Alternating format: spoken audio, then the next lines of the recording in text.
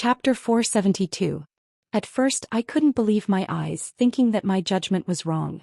If even the kingdom of fairies had been defeated by the Demon King's army, then the reason for our operation this time would be ridiculous. But the scorched earth that had been through the flames of war couldn't be faked. Even the fairies who were proficient in magic and loved to play pranks wouldn't set fire to hell in their own home. Then the corpses of the abyss beastmen and fairies found near the entrance confirmed my guess. I didn't stay for long but simply cut the rope on the shaft of the carriage, directly turned over and sat on the dragon and ran on the blood-stained road. Gove told me that she could hold on for 5 hours, but this must be an exaggeration to reassure me.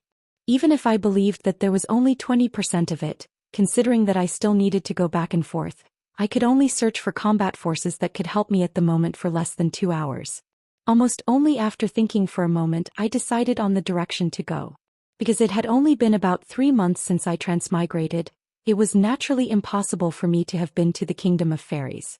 My understanding of this country, other than the occasional rumors I heard in the streets, was only the knowledge that I crammed a few days ago before I set off. Fortunately, the kingdom of fairies itself wasn't too big.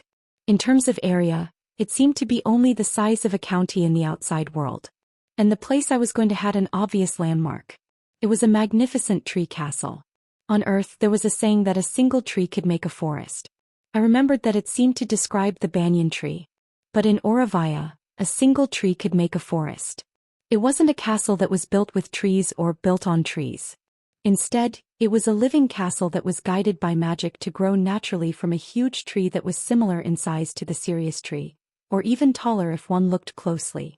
Although in terms of height the fairy castle couldn't compare to the Thunder King's castle built by humans, and there was some difference in grandeur compared to the burning steel city that the dwarves dug out from the ground, but in terms of magnificence it was comparable. In addition, it was completely grown from trees, so it had a different kind of shock, enough to become a landmark building that the fairies were proud of.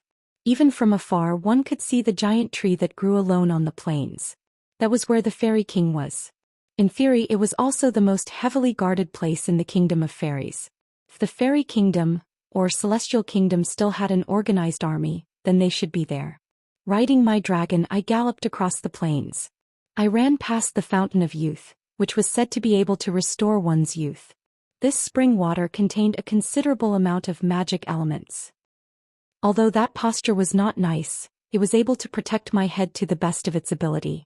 Although my body was in pain from the impact, and after looking at it I estimated that there would be bruises all over my body, but I managed to maintain my consciousness and ability to move. I didn't give myself any time to catch my breath. I endured the pain and staggered the rest of the way to the tree castle. Then I crawled into the entrance of the tree castle on my hands and knees. Corpses, corpses, corpses. The castle of trees was also filled with corpses.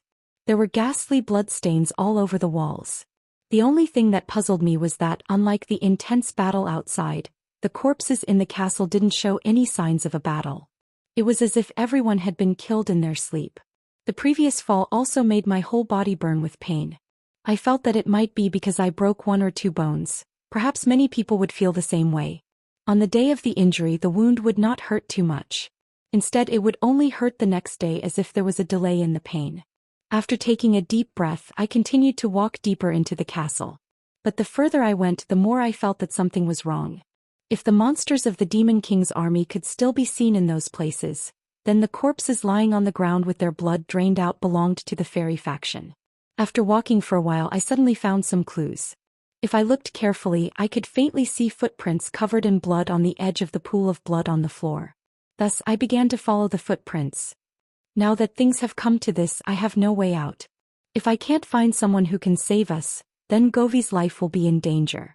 I don't know if you've ever experienced a broken rib, but when I followed the bloody footprints, I found that the footprints seemed to be heading towards the upper floors of the castle. Every time I took a step on the stairs my chest would ache faintly. In order to relieve this pain I could only try to divert my attention elsewhere.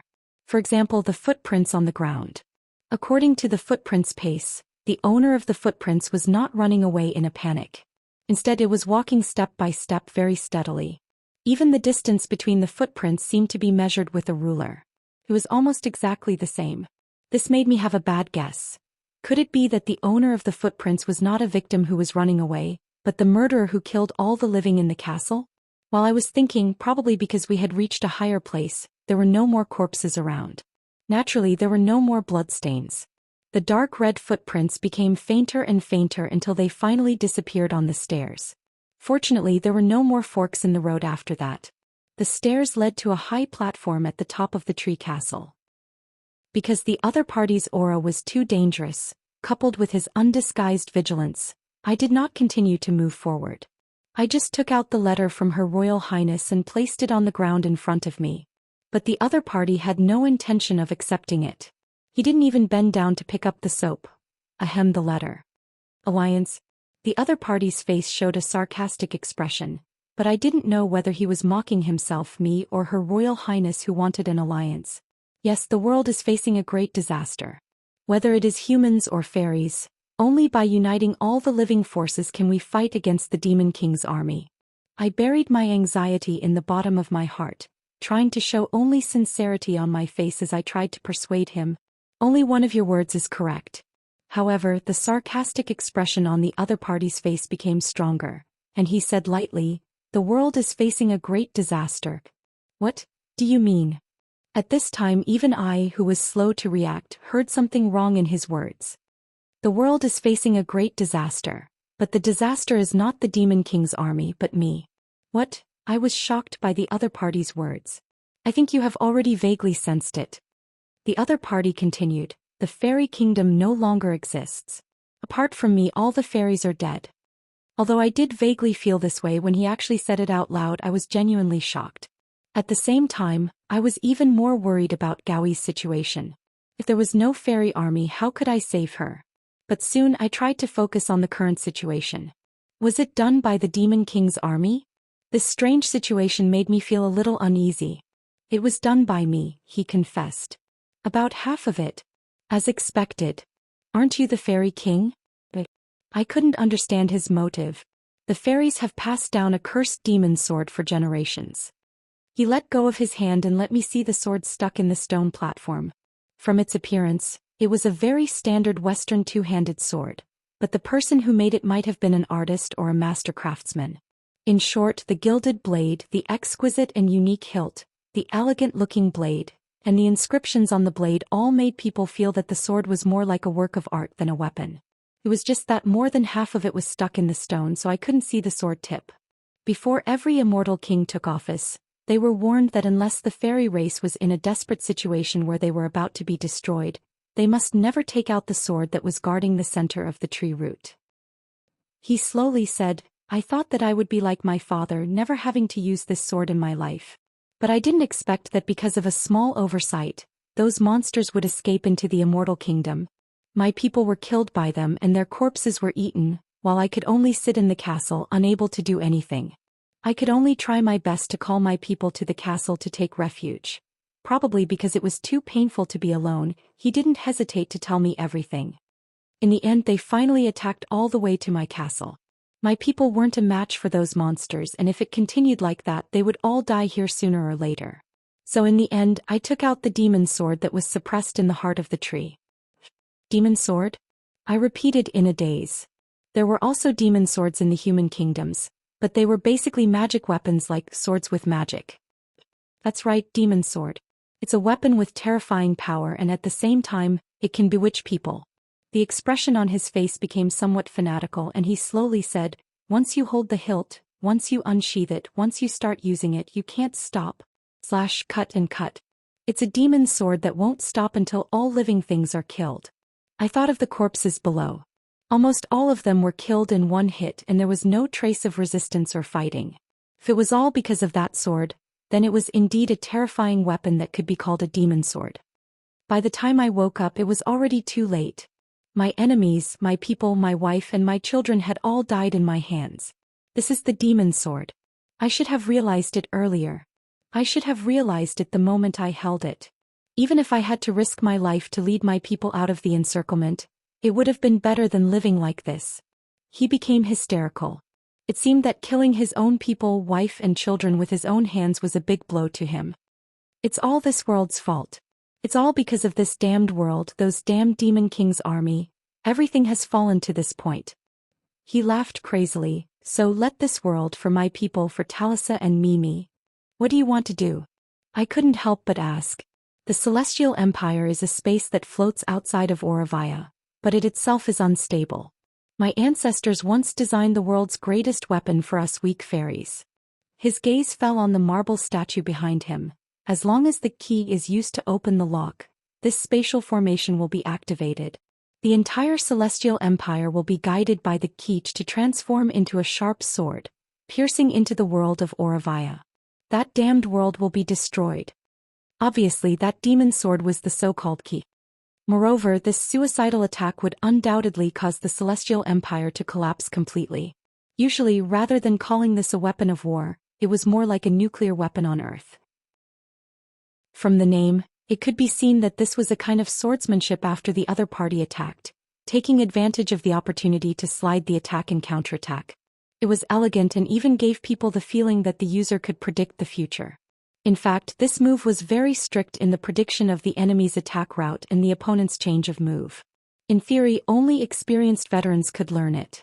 Therefore, when I learned this move, the leader found it incredible and thought that I was quite talented in swordsmanship. At the same time that the Fairy Empress made that move, I immediately used Jackdaw counterattack, intending to use the sword to twist the other party's lightsaber. As a result, my long sword was melted by the lightsaber. However, this was more or less within my expectations. Almost at the same time, I immediately stretched out my right hand, grabbed the tip of the melted old iron sword, and stabbed towards the other party's heart. But it was also deflected by the other party's elbow. It was just that my third wave of attack had arrived. The remaining half of the sword directly shook and flipped over because of excessive force. I also took advantage of the situation, raised the hilt and directly smashed it towards the other party's temple. His right hand was still holding the lightsaber and his left hand had just made an elbow strike. In theory, there was no way to block my attack. But this was only in theory after all. When the enemy was a mage, theory was not so reliable. Almost in the blink of an eye, the other party withdrew his lightsaber. Although he could also try to stab me with his lightsaber, he would also be hit by the hilt of my sword. Whether he would be injured or not, he would definitely be dizzy for a moment. For a swordsman, that moment was enough for me to stab the broken sword into his head again. Then he kept his right hand slightly above his abdomen and opened his palm towards me. The next moment I was blown away by a wind bullet similar to the one before. Cough. This time, because the distance was too close, I flew farther than last time and finally hit the stone platform heavily. At that moment I almost felt like I was going to die. A wind bullet at a very close distance, even if it did not stir up my internal organs, it could still cause internal bleeding. Without a priest to heal me in time, it was basically no different from a death sentence. Probably because he could not defeat me with only the swordsman part. The Fairy Empress stood there motionless, but the expression on her face kept changing. But it didn't matter because my goal had been achieved. I used the last of my strength to climb onto the stone platform. "What are you doing?" The Fairy Empress's voice came from behind me. She was probably already trying to pull me away from here with magic transmission or something like that. But I had to be faster. I just held the hilt of the magic sword with both hands. The next moment the world seemed to have stopped. I don't know how to describe that feeling, but there seemed to be a lot of images flashing around me. In the next moment I suddenly understood. It was a prophecy. When I held the hilt of the magic sword made a prophecy about my future. I will kill everything in this world. Whether I like it or I hate it, whether it is an acquaintance or a stranger, whether it is a man or a woman, old or young, in the end they will all die under my sword. Whether it is the princess or Gove. Everything I cherish, everything I want to protect will be destroyed by my own hands. At the end of everything I will also destroy the world like that crazy fairy. I will be like a puppet, step by step, irrevocably towards the predetermined end. Chapter 473. Do you mean that your future had already been decided back then? Ing asked. Is that how you see it? I guess I'm not very good at telling stories. Su Shinxing shook his head regretfully. Do you have tea here? I'm a bit thirsty from telling it. If you're talking about the kind of drink made from the corpses of plants, I'm sorry, I don't have any. Ing paused and asked hesitantly, is water that contains a lot of magic elements okay? I remember that in the world where I collected water, people called this water the one heavenly water. Seems to be very precious. Is that really okay? Let me say this first, I don't have the money to pay you. Su Shenxing said hesitantly. It's okay, I took a lot from that world. The girl smiled slightly. Well, how much did you take? About 5 million tons. You must have taken away all the one heavenly primordial water in that world. Su Shenxing felt as if he could see the appearance of the self-cultivators in that world crying after losing their treasures. Ying brewed a pot of one heavenly water for Su Shenxing, and then brought out a plate of tea for Mo Li, who seemed to be a bit impatient. As for the crystal ball crab that was foaming at the mouth, it was nowhere to be seen. Ying probably took it back into her old leather suitcase. After doing all this, the girl sat up straight again and waited for Su Shenxing to continue. Actually, you don't have to be so formal. Su Shenxing drank the so-called one heavenly water and stuck out his tongue. He felt that it wasn't as good as Song Yu's tea. It's getting late, my story is about to come to an end. When I held the demon's sword and saw the prophecies, I hesitated for less than a second before pulling it out.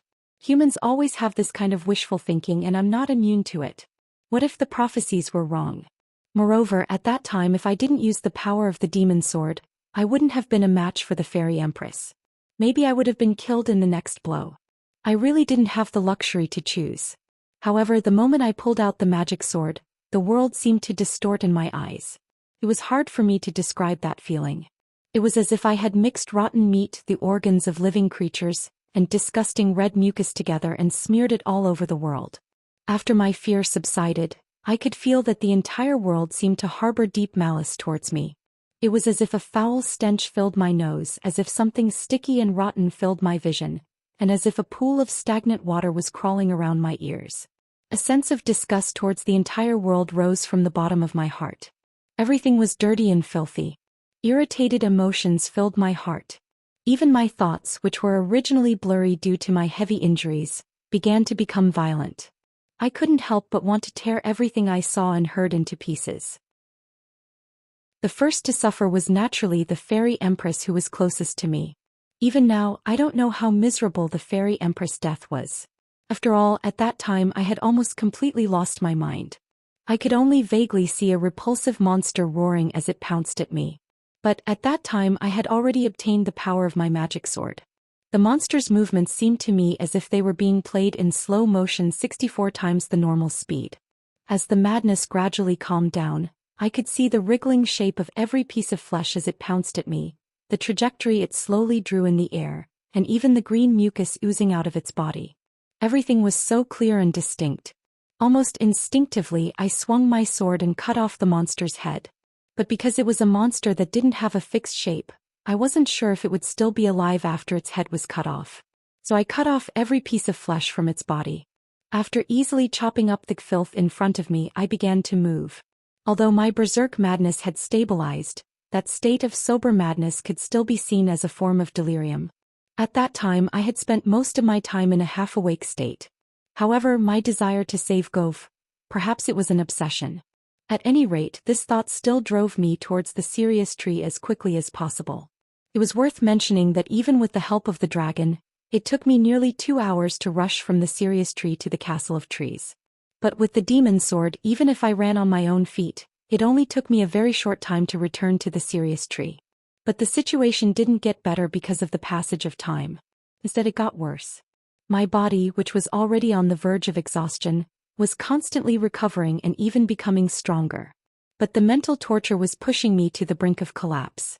The twisted and horrifying things around me were wearing away at my sanity. The sky was a strange dark red, and it was filled with blood-red holes that looked like eyes. The soft ground, which should have been covered with fragrant grass, had become as soft and sticky as a creature's internal organs. The air was filled with a nauseating stench, and there was not a single normal creature in sight. There were creatures that were even more disgusting than monsters like the butcher. An uncontrollable desire kept gnawing at my heart. It made me take out the demon sword and punish the entire world. And the feeling of holding the strongest power in the world in my hand clearly told me that if I really did it, I could definitely do it. It took almost all of my wits to resist the temptation of this manic impulse. I ran to the place where the Sirius tree was. There were 2 distorted monsters whose faces couldn't be seen fighting. I raised my hand and swung my sword at them. The bigger one was instantly killed by me with a raise of my hand, but the smaller one was lucky enough to survive my slash. I didn't know if it was because I hadn't fully grasped the power of the demon sword, or because I vaguely felt something at that time, so I didn't really kill the smaller monster. But even so, the smaller one seemed to have suffered a considerable amount of damage in the battle just now. It was very weak. I was afraid that even if I left it alone, it wouldn't be able to live for long. Just as I was about to kill it with the thought of ending its suffering, I noticed something wrong. After the monster saw that I was the one who attacked it, it didn't dodge my sword. On the back of this distorted meaty monster, there was a white hairband tied to its tentacle-like organ. That was the hairband I personally tied on Govey's hair. So, my sword didn't land on the monster's body. Instead, I ruthlessly stabbed my left palm. The tip of the sword pierced through my entire palm. To be honest, it was so painful that I almost cried. But it was this kind of heart-piercing pain that cleared my mind and freed me from the illusion. The dark red that covered my entire field of vision quickly receded like the tide. As expected, the monster in front of me wasn't a meaty monster but Govey. At this time, the girl's right arm was broken at the elbow. The wound seemed to have been burned by the high temperature and it was in a charred state. I didn't know if she did this to stop the bleeding, or if it was purely an injury she received during the battle. Her elven dress was also dyed red with her own blood. Other than her right arm, there were several wounds on her body. Her originally rosy little face was now extremely pale due to excessive blood loss. Her legs had begun to wither from the tips of her toes, and the withering continued to spread upward.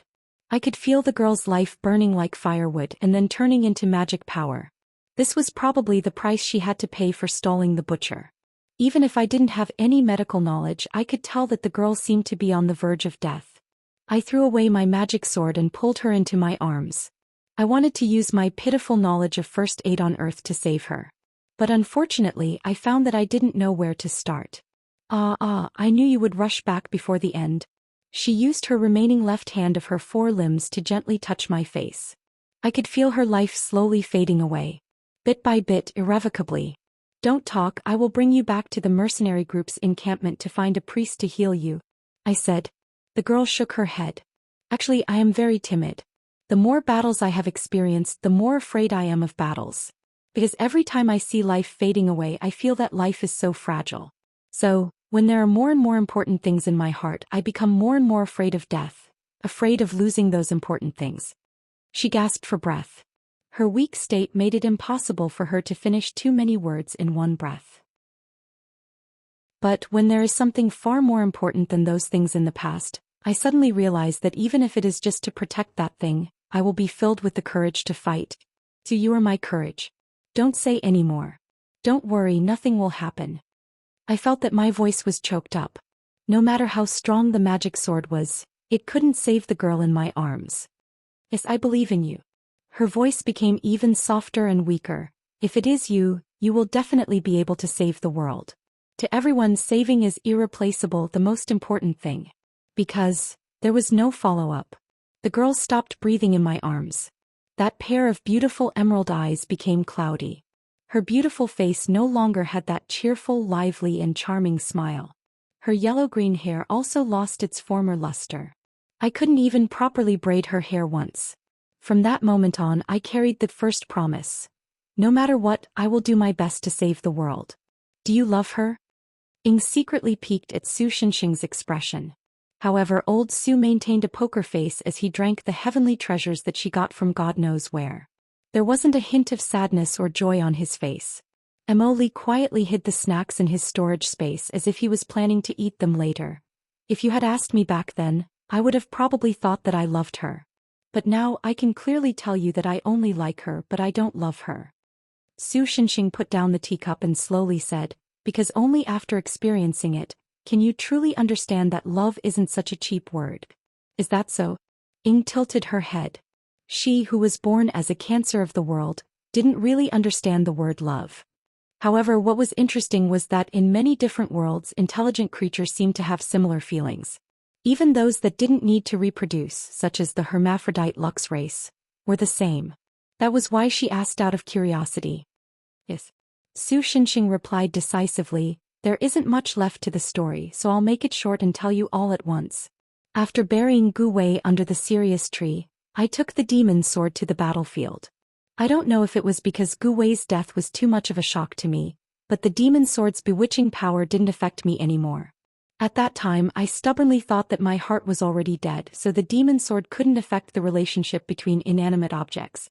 But now that I think about it, it was very likely that my hero's power had already awakened at that time, and had already surpassed the power of the demon sword, so its influence was completely wiped out. When I arrived at the battlefield, the Battle of Dawn had already reached its climax. The battlefield unavoidably expanded. Because Her Royal Highness had turned the feint into a real war, the human kingdoms had no choice but to invest more forces to prevent the Demon King's army from swarming in and directly devouring the last human territory after the army was defeated. At that time the human race would truly be wiped out. I don't know the situation in the early stages of the Battle of Dawn, but I think that there were definitely many heroes who stood up under the leadership of the princess and fought for the future of the human race. It was the first time that the Demon King's army couldn't take down the human resistance for a long time, so they thought that it was because of the princess who led the resistance. Thus they used a method similar to besieging the reinforcements and set up an encirclement.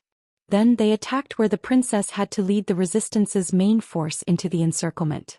Even if it was an encirclement, the Demon King's army would have to expend a lot of manpower to eliminate so many of the humans' forces. Thus they chose a more simple and crude method. They set up a powerful magic formation around the encirclement. The magic formation itself was a one-time use item, but the power it released was close to that of a forbidden spell. Even the high-ranking officers of the Demon King's army in Auravia would have to retreat in the face of this level of power, let alone mere humans. Thus, even if the princess discovered that something was wrong and wanted to lead her subordinates to escape, as long as they couldn't break through the encirclement in a short period of time, it would be futile. Of course, this was what I learned from the staff officers after the war. In short, I just happened to arrive at the encirclement when the main force of the human resistance was about to be wiped out by the forbidden spell. When I appeared, I slashed the forbidden spell with my sword, causing it to bounce into the Demon King's army formation, causing great damage to the Demon King's army. Although I sounded like I was blowing my own trumpet, the fact that I blocked that attack was probably like a divine soldier descending from the sky in the eyes of the human resistance army. Their morale was instantly boosted to an explosive level. The princess, who saw the opportunity, immediately led the army to break through the encirclement and successfully escaped from the enemy's encirclement. After that, I told the princess a little about what had happened and joined the human resistance. As the vanguard, I caused considerable damage to the Demon King's army in several battles. In addition, I don't know if it was the princess who deliberately promoted my identity as a hero, but it made me even more popular among the human survivors. Gradually, some unique fellows began to gather around me. Finally, we formed a strange little team. This is a matter for the future, so let's not talk about it for now. Chapter 474. The sun shone on the streets. Although it was a bit hot because it was midsummer, the tall trees on both sides of the road still provided a cool shade. Sure enough, ordinary daily life was the best. Walking on the street, Chintua, who was carrying a plastic bag, once again confirmed his thoughts. He had just bought something at the convenience store and was about to return to the dormitory. Because of the Emperor's sword, he didn't live in the school dormitory. Instead, he lived in an apartment outside the school that was funded by the super administrator and Ding Yang. After getting used to life in the big city, even he had to admit that compared to his hometown where he had to walk for 2 hours just to buy a Coke, life in the city was indeed more convenient. Hey, since there's still time, how about we go to the dessert shop on the corner and buy a limited edition caramel pudding? The Emperor's sword spirit floated next to him and begged him, I want to eat that. Because he felt a bit retarded talking to himself on the road, Chintua thought about it and decided to pretend that he didn't hear it. Master? Hey. Can you hear me? The sword spirit floated in front of him, trying to get his attention. But he ignored it with his half-open dead fish eyes. Not good. Could it be that Master doesn't have enough spiritual power in his body so he can't see me?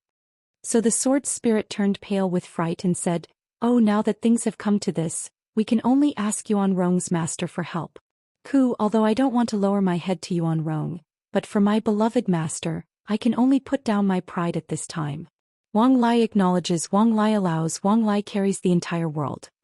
As she said that, she wanted to float towards the police station, but Chintua quickly grabbed her ponytail, causing her to lean back involuntarily. The expression on her face also became, "Don't casually copy other people's lines, oi. Oh master, you country bumpkin actually saw that before. Wait, can't you see me now? Why did you ignore me just now? You actually pretended not to hear me again. Kumu, it seems that I have been too lenient with master, causing you to become so arrogant and frivolous. I will punish you." Ah, KFC seems to have a new dish. Really? That's great. Master, I want to eat it. Buy it for me. But I refused. Overboard. Have you forgotten who it was that helped you pass the exam? Why are you so relaxed during the holidays? It's all thanks to the teacher's serious guidance and my diligent study. That serious look is not funny at all. Master, you were able to pass the exam because I helped you cheat. Unseemly, really unseemly. The sword spirit of the Son of Heaven's sword was making a fuss at the side. However, she was right. If it wasn't for the Son of Heaven's sword helping Chintua cheat, Earthchild probably wouldn't be so relaxed now. Instead, he would have to endure the scorching summer to run to school for tutoring and make-up exams. This time, from this point of view, he really had to thank this noisy fellow a little. But then again, you can't eat it all, right? Chintua hit the nail on the head and pointed out the problem. Even if I really bought you caramel pudding, you wouldn't be able to touch it, right? To be precise, the caramel pudding would pass through the spirit body, so it couldn't do something as difficult as eating. Hoo-hoo, I have already thought of a way to solve this problem. The sword spirit of the Son of Heaven's sword puffed out her chest and showed a proud expression for some reason. As long as master feeds me. The kind of feeding mouth to mouth, even I would feel awkward. Who said I want to feed mouth to mouth? Immoral, really immoral. This time, even the sword spirit of the Son of Heaven's sword blushed. God knows what the reason was. Use your fingers to feed me. Then you can taste it? Chintua asked casually. Probably. The shy expression disappeared from the stupid sword spirit's face at the speed of light, and she said with that strange proud attitude again. Just probably. Chintua immediately lost interest. All right, since you have indeed helped me a lot, I'll buy you a mere caramel pudding. His straightforward attitude stunned the sword spirit of the Son of Heaven's sword. What's wrong, didn't you say you wanted to eat it? Chintua asked strangely. Strange. In the past, master, after teasing me, shouldn't you still insist on not buying anything and make me sad all the way home? The sword spirit's reaction made Chintua ask himself. Was I really that overboard in the past? But there was no other way, right? In the past, he had always stayed in his hometown in the countryside. When he first came to the big city, he was really shocked by the prices here. Furthermore, the Son of Heaven's sword's taste was surprisingly high. Most of the things it liked were extremely expensive. Of course, he could not bear to buy them. Luckily, he was more or less used to life in the city now. He had saved up quite a bit of living expenses from Ding Yong and the super administrator. Even if he sent a large portion of it back home, he still had some spare money on hand. Thus, it was fine to slightly satisfy the Son of Heaven's sword's request. I know. A demon like you must be pretending to agree and only go back on your word when we reach the door of the dessert house. You want to see our disappointment, right? As expected, forget it. To hell with the apology. Just as Chintua rolled his eyes and planned to change his route back to the dormitory to completely cut off the Son of Heaven's sword's thoughts about pudding, the advertisement on the huge LCD screen outside the building opposite the sidewalk changed to something like social news. Chintua subconsciously looked over and found that the current news was popular singer Su Wei, known as the Little Queen of the music industry, is about to visit Jiangjin City and hold a solo concert. From the time displayed, this news should have been released this morning. A woman wearing large sunglasses that covered most of her face waved her hand in the direction of the camera on the screen. Then, surrounded by bodyguards, she slowly walked into a plane. Oh. The sword spirit's attention was also attracted by this news. She could not help but exclaim, "This actress's singing is very good. If this was still in my era, I would definitely kidnap her. Invite her into the palace to play music for me." Do you know her?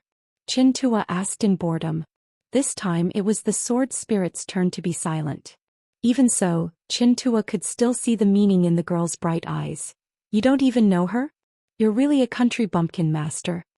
She's just a singer. Is it so strange that I don't know her? Tua muttered softly and walked forward silently with his head lowered. He could vaguely hear many passers-by talking about this matter. It seemed that this star was indeed very famous and popular. Just as he was hesitating about whether to take a shortcut back to the dormitory, a figure suddenly dashed out of the alley and slammed into him. Fortunately, after becoming the wielder of the Son of Heaven's sword, Tua's physique had improved considerably. Although he did not break through the limits of humans, he was at least considered one of the best among humans. He only took half a step back to stabilize himself. On the other hand, the person who dashed out of the alley fell to the ground because of the reaction force.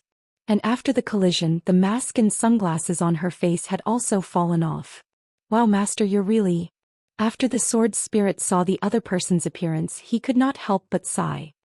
This physique that involuntarily gets involved in trouble is really too similar to the ancient emperor. The person who knocked down Tua was the popular star, Su Wei, that was on the news just now. Tua thought for a while and decided to pretend that he did not know her to avoid this trouble. Song Yu was originally in a rather good mood today, because a certain someone, along with a lowly, who had been missing for 2 days, had finally returned. Although she was not sure what Su Xinxing meant when he said, "We're going to save the multiverse," this did not stop the girl from feeling happy because of the return of her sweetheart. This kind of joy from the bottom of her heart even made the girl feel radiant. So much so that when she went to buy groceries, the aunties and uncles that she was familiar with who sold groceries all knew that she was in a good mood. Unfortunately, this good mood didn't last for long, because she received a phone call. The person on the other end of the phone claimed to be Su Wei's manager, and told her that the recently popular star was coming to visit her. What kind of situation was this? The girl felt that if she took out a mirror and looked at herself, she would definitely find that she had a confused expression in the mirror. After a certain man with a slightly strange hairline helped her to withdraw from the entertainment industry, Song Yu did not continue to pay attention to the entertainment industry. Therefore, although Su Wei had recently become very popular, Song Yu did not particularly understand her. If it had to be said, it was when Song Yu, with the help of the Mirage Pearl, caused quite a stir in the country. She was once praised by some musicians as the person most likely to become the next little diva. At that time, Su Wei was under the shadow of her halo. It was not until Song Yu withdrew from the entertainment industry that Su Wei replaced Song Yu and became the most popular singer in the recent period. Sure enough, it's better to discuss it with Xinxing, the girl sighed. Because she was afraid that it was a problem left behind by the Mirage Pearl, she finally decided to look for the most reliable ginseng to discuss the situation in detail. Chapter 475. Are you worried that the influence of the Mirage Pearl hasn't completely disappeared? In Sakura's apartment, after hearing Song Yu's worries, Su Xinxing asked while fiddling with a shiny Mirage Pearl. Just like Song Yu, who didn't care about the entertainment circle. No, to be exact, compared to Song Yu, Su Xinxing's knowledge of current stars was obviously more limited. You couldn't expect a person whose aesthetic sense had been distorted by years of life in a different world to like modern entertainment programs, just like how ancient literati couldn't appreciate heavy metal. Yes. Song Yu frowned and nodded slightly. Because I can't think of any other possibility. Even when I was still a star, I didn't have any interaction with that girl called Su Wei. Maybe she's a former fan of yours and this time she came purely to relieve the pain of lovesickness. I'm kidding. Seeing the girl narrowing her eyes and showing an unhappy look, Su Xinxing could only raise his hands and surrender. Otherwise, if the girl got angry, his dinner table might be dominated by Dehay's sweet and sour lithium battery, braised exhaust pipe, and braised motherboard dishes. Regardless of other people's reactions, it was conceivable that Emily would definitely be unhappy. When this girl was unhappy, she would often choose more violent means to take revenge on society, such as destroying the ball of shame, destroying the Milky Way, destroying the world, and so on. He couldn't possibly allow his own world to be destroyed by Jasmine just a few days ago when he made such a cool statement like, "It's not about whether or not I can surpass the prophecy, it's about whether or not I will definitely save all the worlds, right?" Actually, what I said just now wasn't entirely a joke. He handed the Mirage Pearl back to Song Yu. I've checked the Mirage Pearl. There's no problem with it. Although Su Xinxing didn't know much about the monsters on Earth, he didn't think that a cricket, a little monster that had just gained spiritual intelligence not long ago, could hide from his perception. Moreover, it was in a situation where he could use the cloud scale to perceive from a distance. At the same time, old Su didn't think that ordinary people on Earth could easily see through the protection he had given to the Mirage Pearl. In this case, after combining the above clues, he could basically conclude that Su Wei should have known Song Yu, and this time she came to Song Yu purely to meet her. As for the reason for the meeting, in fact, if he really wanted to guess, there were as many as he wanted. For example, after Su Wei reached the peak of her life, she felt that she didn't personally defeat Song Yu in the music industry, so she specially came to make up for the peak battle. Or the entertainment company behind Su Wei still had some ideas about the once brilliant Song Yu, and wanted to try to sign her. Or just like Su Shinxing's guess, she was simply a fanatic fan, dissatisfied with Song Yu, she was dissatisfied with Song's why she came to meet her. The so she STS with TSS right SSS's. Is that really the case? The girl took the mirage bead and put it back on the bracelet, but she still looked a little skeptical. She thought for a while and then put her hands together. How about you come with me, Shinxing? With you there, no matter what happens, it shouldn't be a problem, right? Hearing that, Su Shinxing couldn't help but be silent for a while. That was to say, after being exposed to the unusual side of the world, it was easy to get lost in it, and it was difficult to go back to common sense. Just like some soldiers who had participated in a fierce war and were left with the aftereffects of the war, even if they returned to a peaceful country, they would still have an allergic reaction to things like fireworks and firecrackers. Su Shinxing himself had a similar reaction, but after the war in Auravia he still couldn't return to normal.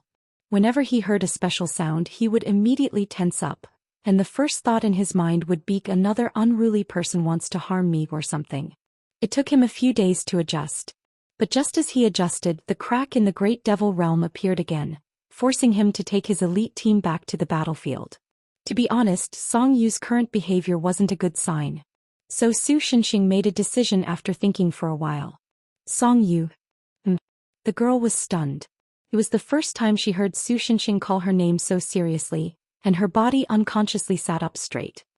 This time I won't go to your meeting with Su Wei. Oh, Song Yu's small mouth pursed and she looked a little disappointed. At the same time the girl was a little worried. Could it be that she always caused trouble for Su Shinxing, so he was impatient with her? Maybe he vaguely saw the girl's worry. Su Shinxing went on as if nothing had happened. Didn't I miss a day when I was working? My boss was very dissatisfied, so I have to work a little overtime these 2 days, so I don't have time to accompany you to meet that person. Is that so? The girl's heart suddenly turned sunny. Really, she's a big star. If the other boys in the school knew about it, they would definitely fight to go. This wasn't a lie. Some time ago there were students who skipped school to watch the news of Su Wei's concert, and it was also hyped up.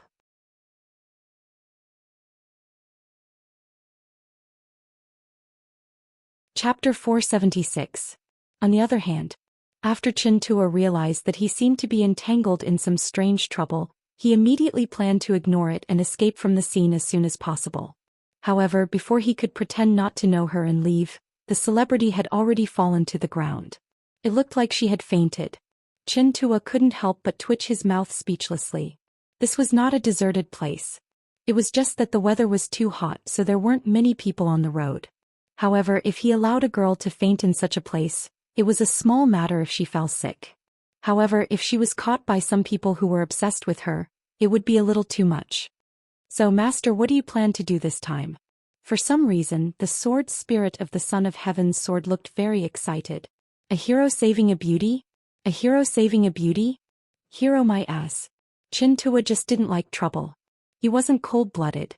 Even he had a certain sense of justice. Otherwise, the Son of Heaven's sword wouldn't have chosen him as its master. Therefore, after thinking for a few seconds, this simple youth from the village made a decision. Of course I'm calling the police now. Yes, this kind of thing should be left to the good friends of the people. It was better for the police to handle it. As a citizen of Chaoyang, calling the police was the best solution.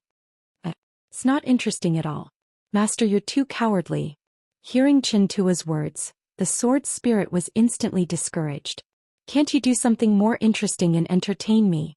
I'll drive Minesweeper to entertain you when we get home. That's such an antique way of entertainment. You're an antique yourself. Do you have the right to say that? Just as the Earth Child was arguing with his sword spirit and was about to call the police, the sword spirit of the Son of Heaven's sword, which was noisy, suddenly quieted down. Chintua immediately sensed this change. He couldn't help but ask curiously, "What's wrong?" "I feel a demon aura." The Son of Heaven's sword narrowed its eyes and stared at the fainted celebrity. "It's very faint, but it does exist." Chintua looked at the number of the police on his phone. After a moment of silence, he exited the dialing screen. He opened the phone book as if trying to find a certain number. In the end, after searching for a long time, while there was no need to search through the empty contact list, he still couldn't find the number he was looking for. Then he remembered. Faster, I deleted that guy's phone number. Chintua's face instantly turned into an awkward expression. His mobile phone was also sponsored by Ding Yang, and it originally had Ding Yang and Xiao Jingyi's mobile phone numbers.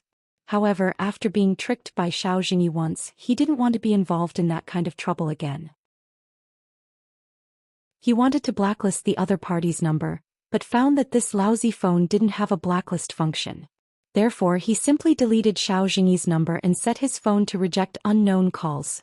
Obviously, Chintua's memory wasn't good enough for him to remember a phone number that he hadn't deliberately memorized. At a time like this, we can only ask Ding Yang for help. He sighed helplessly, then found Ding Yang's phone number and called him. "I'm looking for a paradise overseas. *CK All the caves in the country have been developed into tourist attractions. I don't care who you are, just leave a message after the beep." Chintua silently opened Weibo, then found that Ding Yang's last message was, "I'm going to Guatemala, by bike from less than half a month ago." The number of reposts and comments were 0 and it looked a little sad. Chintua was silent for a moment, then he liked the other party's post and put away his phone. Originally, since this matter was related to monsters, it would be useless to report to the ordinary police.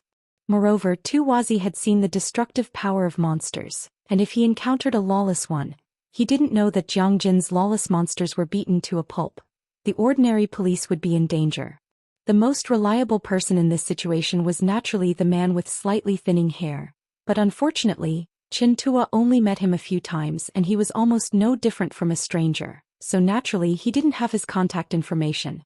The second choice was Xiao Jingyi, but because of his childish behavior, there was no way to contact him.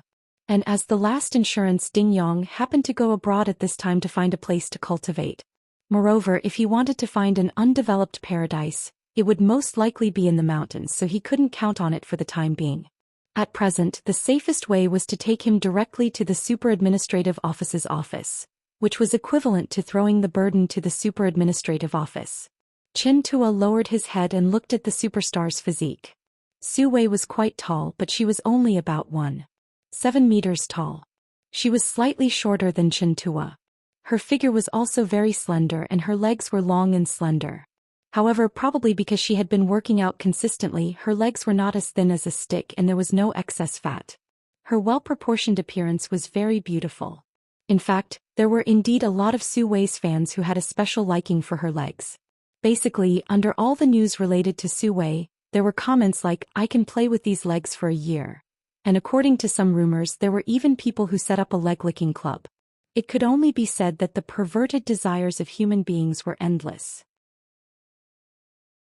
Anyway, the other party's physique could be considered petite, and with the strong biceps that Tuwazi trained from farming in his hometown, he should be able to carry the other party to the Super Administrative Office's office. That's right, if the other party was just an ordinary woman, he could indeed do so. But the problem was that this fainted Su Wei was currently the most popular superstar. If he was seen carrying this superstar on his back regardless of the rumors, Tuwazi felt that he would be found out the next day, and then someone might send him razor blades every day. Without a doubt, this was not in line with Chintua's principle of not getting involved in troublesome matters. It was completely contrary to his principle. "Oh right, Son of Heaven, can you possess her body and control her body?" After thinking for a moment, Chintua asked his sword spirit. "Ho ho, leave this kind of small matter to me. Why can't I possess her? Is there some kind of restriction on this girl's body?" "Master, what do you mean by that look in your eyes? You as always, are useless in important situations." Gu Wu.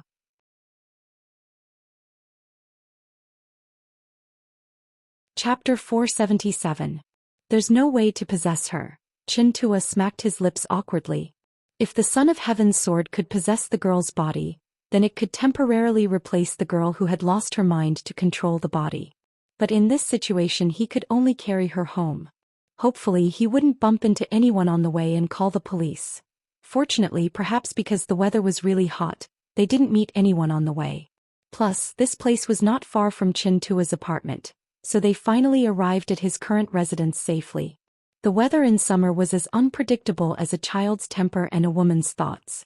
Not long after Chintua safely returned home, the originally clear sky was covered by dark clouds. Accompanied by the rumbling of thunder, bean-sized raindrops fell pitter-patter. Looking at the window that was completely blocked by the rain, Chintua could only sigh helplessly. He originally wanted the Son of Heaven's sword to look after the big star while he ran to the super administrator's office to find Xiao Jingyi to help deal with this matter. But now this plan was ruined.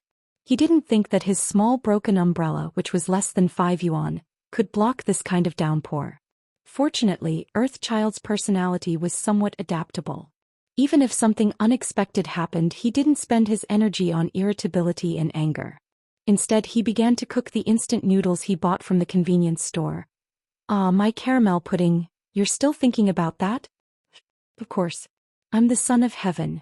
Do you understand that I'm a man of my word? Don't ignore me. Do you want some pickled cabbage noodles?" "I don't want to eat this kind of thing. And I can't eat it either." "Well, I don't plan to feed you. I'm just asking out of courtesy." Chintua looked absent-mindedly at the milk pot and said. Indeed, boys of his age had a bigger appetite. A packet of instant noodles was only 80% full. If he gave the Son of Heaven's sword some more, then he would have to go hungry in the afternoon. "Seriously, Master, do you really know what courtesy means? In ancient times, when you attack other countries, you first have to make a statement saying that the other party has done something wrong and that you are on your side. Then you roll up your sleeves and attack them?" Although I keep feeling that something is off, I actually have nothing to say." Just when the master and servant were having their daily interaction, a clang sound came from the entrance. It sounded like the door had been closed. The sword spirit of the Son of Heaven's sword immediately passed through the wall. A moment later, her head popped out from the counter beside the natural gas stove. Suwei escaped. "Oh." Chintua thought for a while and then added an egg to his noodles. "Isn't your reaction a little too cold?" The Son of Heaven's sword said in disappointment. "She's a girl. Who knows what will happen if she runs around in such a heavy rain? But according to what you said, isn't she related to monsters? This kind of person wouldn't catch a cold or pneumonia just because they got caught in the rain, right?" Chintua continued. In fact, even he was the same. After becoming the wielder of the Son of Heaven's sword, he didn't even catch a cold, let alone a headache or a fever. It caused him to not even be able to apply for sick leave. It was really too painful. That's the situation of being related to monsters, but Su Wei is different. The demonic aura on her body isn't emitted from her body. It's more like she accidentally came into contact with it. In this situation, her body will become even weaker because of the demonic aura, let alone increase her physical fitness. The sword spirit of the Son of Heaven's sword immediately corrected him. When she said this, Chintua also thought of some things that didn't seem right. Back then, when the superstar bumped into him, she didn't use much strength, but even so, she still fainted. This indeed showed that her body's condition was very worrying. If this situation was really caused by the demonic aura, the weak girl probably wouldn't be able to last long in this terrible weather where even the city management wouldn't go out. Thinking of this, Chintua sighed again. He felt that if he continued to be involved in these strange things, he would definitely get gastric ulcers from the pressure. "Oh, Master, are you really planning to go out and bring Suwei back?" Seeing Chintua turn off the gas stove and cover the pot of half-finished instant noodles with the lid, the Son of Heaven's sword spirit immediately cheered. "No, I'm just planning to buy a ham sausage to put in the noodles." As Chintua said this, he changed his shoes again and took out 2 umbrellas from the cupboard. When he opened the door, the rainstorm outside rushed into the room, causing Chintua, who hadn't opened the umbrella, to become a drowned rat. Not good. Going out in this situation was no different from jumping into a river and swimming back and forth. Umbrellas were completely useless. Although he grumbled in his heart, he still gritted his teeth and rushed into the rain. The visibility in the rainstorm was very low.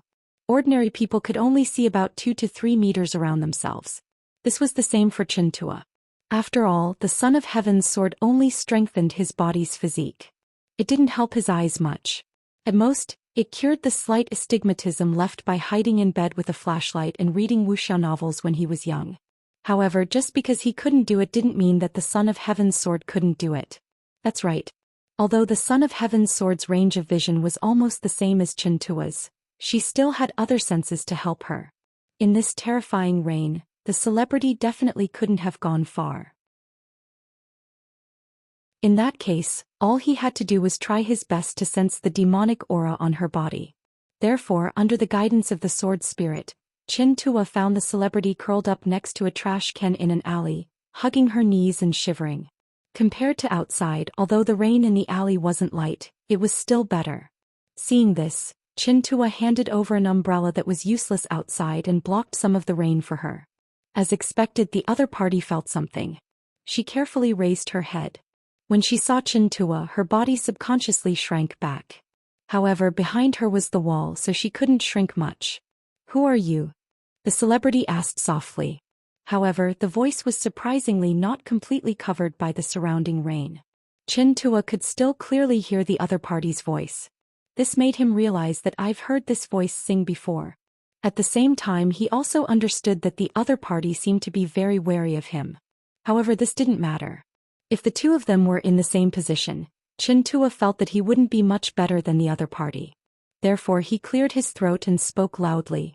"I'm just a passerby."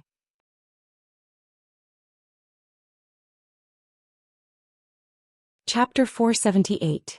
Although the words of the bystanders were not convincing, the girl did not seem to have any intention of running away. She just hung her head and continued to hug her knees. The rain streaked across her perfect cheeks and finally dripped down from her chin to her collarbone. Her long hair, which seemed to have special effects, was now completely soaked. It was stuck in clumps and dragged on the ground. Her clothes were completely soaked, but because the fabric was of a dark color, she didn't show any signs of malfunction. Chintua's gaze fell on the girl's sandal-clad ankle. If this was an urban novel, it would probably start describing how perfect the girl's feet were and how the reader couldn't help but be fascinated by them. However, Chintua was obviously different from the main characters who paid attention to strange things. He was not a foot fetishist, so he quickly noticed that the girl's ankle was a little red and swollen. It seemed that she had sprained it. No wonder she stopped after running for such a short distance. It was so swollen that she probably couldn't even walk properly. He just didn't know if she sprained it when she bumped into him or if she sprained it when she was running away. "Can you walk on your own?" Chintua pretended not to hear anything and asked the girl. "Shouldn't you just carry me like a domineering Sikh?" Amidst the sword spirit's complaints, Chintua pretended not to hear anything and asked the girl. Aren't you in cahoots with those things to catch me?" Hearing his question, the other party raised his head and revealed a surprised expression. At this moment, Chintua's nature of being afraid of trouble almost made him turn around and leave. However, after hesitating for a moment, he shook his head. Then Chintua briefly told the superstar about how he met the girl. Although this did not make the superstar completely let down her guard against Chintua, it was much better than her attitude of being like a little hedgehog and full of sharp hostility. "Is that so? You don't know me? Zue, right? After all, you seem to be very famous recently. As long as you haven't completely lost touch with society, you should have heard of your name. Although I'm not very sensitive in this aspect, I'm not that otaku. I've heard of you before." Chintua spoke bluntly. Far away on the other side of the city, a certain Su who was cleaning a snack bar in Shaxian sneezed. Before Song Yu went to find him, he really didn't know what kind of person Su Wei was. "Yes, being able to reach this point with my own strength is something I am most proud of. But..." The girl showed a proud expression at first, but she soon bit her lip and stopped talking. "Well, if you want to reminisce about the past, I'm not against that." Chintua half opened his dead fish eyes and looked at the umbrella that was starting to leak. "But if it's possible, I'd like to sit in a dry and quiet room and listen to your stories. Or are you a performance artist? Do you like to express your loneliness in the rain?" Chintua couldn't help but complain when he saw that the girl wasn't moving at all. That's usually the behavior of a chunibyu or hipster, right? The sword spirit of the Son of Heaven's sword floating beside him was the least affected by the weather. At this time, it still had the mind to correct Chintua's wording. But of course it was ignored by Chintua again. A faint blush appeared on the girl's face. I don't think I can stand up, Chintua. Considering the problem of body contact, Earthchild ignored the sword spirit's clamor to carry Su Wei on his back. He simply supported Su Wei, intending to take her home. But soon Chintua, who had no experience in this area, found that supporting her was even more painful than carrying her. If he carried her on his back, at least he didn't have to see her face. But if he supported her, her face would be right in front of his. It was so awkward that he wanted to explode. Helplessly, he could only change his position and carry her home. At this moment, he couldn't feel the wonderful touch, the heartbeat, or the warm fragrance that was described in novels when carrying a girl on his back. All he felt was that his clothes were wet, and he felt uncomfortable as if he was carrying a warm sponge on his back. The girl's long hair added to the strange illusion of being entangled by seaweed, making Chintua's movements more difficult. Chintua was exhausted both physically and mentally by the time he carried her back to his house. Master, you can't do it. The Son of Heaven's sword was still shaking its head and taking the opportunity to complain about its master. You're too frustrating. As my master, she's just a woman. There's no need to be so embarrassed. Nonsense, I'm blushing because I've been holding it in. Chintua muttered in his heart. By the way, the celebrity had borrowed Chintua's bathroom and was taking a bath to warm up her body. After all, her body was soaked. If she accidentally caught a cold, it might cause a cold. Speaking of which, I don't have women's clothes at home. After catching his breath, Chintua was distressed. Her clothes were soaked. She couldn't dry them in a short period of time. And Chintua lived alone. Well, there was also the Son of Heaven's sword spirit living with him. However, the Son of Heaven's sword was a spirit, so it didn't need to wear clothes. Even if she occasionally wanted to change clothes, it was basically just a thought in her head. Then with a shio, the clothes on her body would become what she wanted. It was very cheap. Master, are you an idiot? Isn't this kind of problem super easy to solve? The Son of Heaven's sword spirit looked as if she had a card up her sleeve. Well, although she was just an existence similar to a vengeful spirit, she was still a girl after all. Maybe she had some good ideas in this regard. Therefore Chintua looked as if he was all ears. At this time, of course, I have to take advantage of the situation and make her wear a nude apron. Very good. It seemed that he didn't need to consider this fellow's opinion for the rest of his life. Chintua thought for a moment and finally looked at the rain that seemed to have started to lessen. Why don't I rush out and buy a set now? But what if I buy the wrong size? And other things aside, women also have underwear, right? Could it be that a man like him would rush into a women's underwear store and blindly buy underwear for the other party? He would be treated as a pervert, okay? At this time, I can only rely on external help.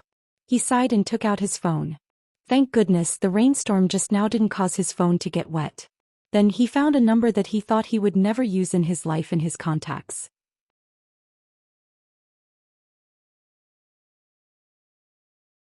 Chapter 479. Cui Yingying sat on her bed and sighed helplessly. Compared to when she first moved to Jiangjin, her room was much more feminine. The main color of the room was light pink. The floor was covered with a plush carpet that did not match the season. There were cute patterns on the sheets and quilts. Other than the books in the exhibition cabinet, there were also fluffy toys. The pink desk was printed with white cat paw prints. It looked very cute. Even if it was a holiday, Cui Yingying would not laze around in bed doing nothing. Since she was a single-parent family with only one father, she was responsible for all the housework. Although her father had thought about hiring a nanny, she rejected the idea in the end. She felt that housework should not be done by someone who was not her family. At this moment she could only smile bitterly as she sat on the bed. There was another girl lying on her lap like a large pet. Emily, is your house okay? Cui Yingying held a wooden comb and combed Emily's hair. The hairband that old Sue used to tie Emily's hair was placed on the table. Emily's golden hair flowed like a waterfall all over Cui Yingying's bed. Even Cui Yingying, who had no desires in terms of appearance, felt a little jealous when she caressed Jasmine's long golden hair. Her hair was so long that it reached her buttocks, and she couldn't feel the slightest bit of resistance from the comb all the way down. If Jasmine was willing to shoot a shampoo commercial, she would definitely be able to beat those female celebrities without even using special effects. No problem. Emily seemed to be enjoying the girl's lap pillow. She narrowed her eyes and snorted softly. The landlord is working. But didn't you always stay at home? After I got a dog, it was very annoying. Hey, you got a dog at home? What kind of dog? Pomeranian. Oh, small dogs are more experienced. Cui Yingying nodded to show that she understood. It's not a small dog.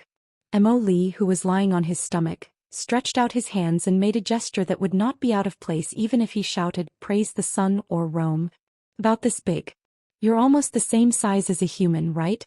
Even if they are crossbreeds, Pomeranians can't grow so big. Cui Yingying looked amused. She thought that Emily might have recognized the wrong dog. For example, the Samoyed, which was also snow white and had fluffy hair. Nature is truly wonderful. Emily didn't answer the question. No, that's not what I should be lamenting about, right? Cui Yingying complained in her heart. But seeing that Emily didn't seem to have any intention of continuing, she didn't bother about the type of dog anymore. Instead, she continued to comb Emily's hair. Outside the window, the sound of the rain was still there, but from the sound of it, the rain seemed to have lessened a little. Cui Yingying's movements gradually slowed down, which made Emily turn his head in confusion. He looked at her and found that she seemed to be distracted. She would occasionally show such an expression recently. To be exact, it was after the celebration of Jiangjin University. It was an expression that was somewhat confused, hazy, and at the same time mixed with longing and sorrow. Emily felt that he seemed to occasionally see such an expression on Song Yu's face. The sudden ringtone of the mobile phone brought Cui Yingying back to her senses. She took out the mobile phone. After seeing the caller ID, the girl's face bloomed like a flower bud, becoming bright and full of vigor.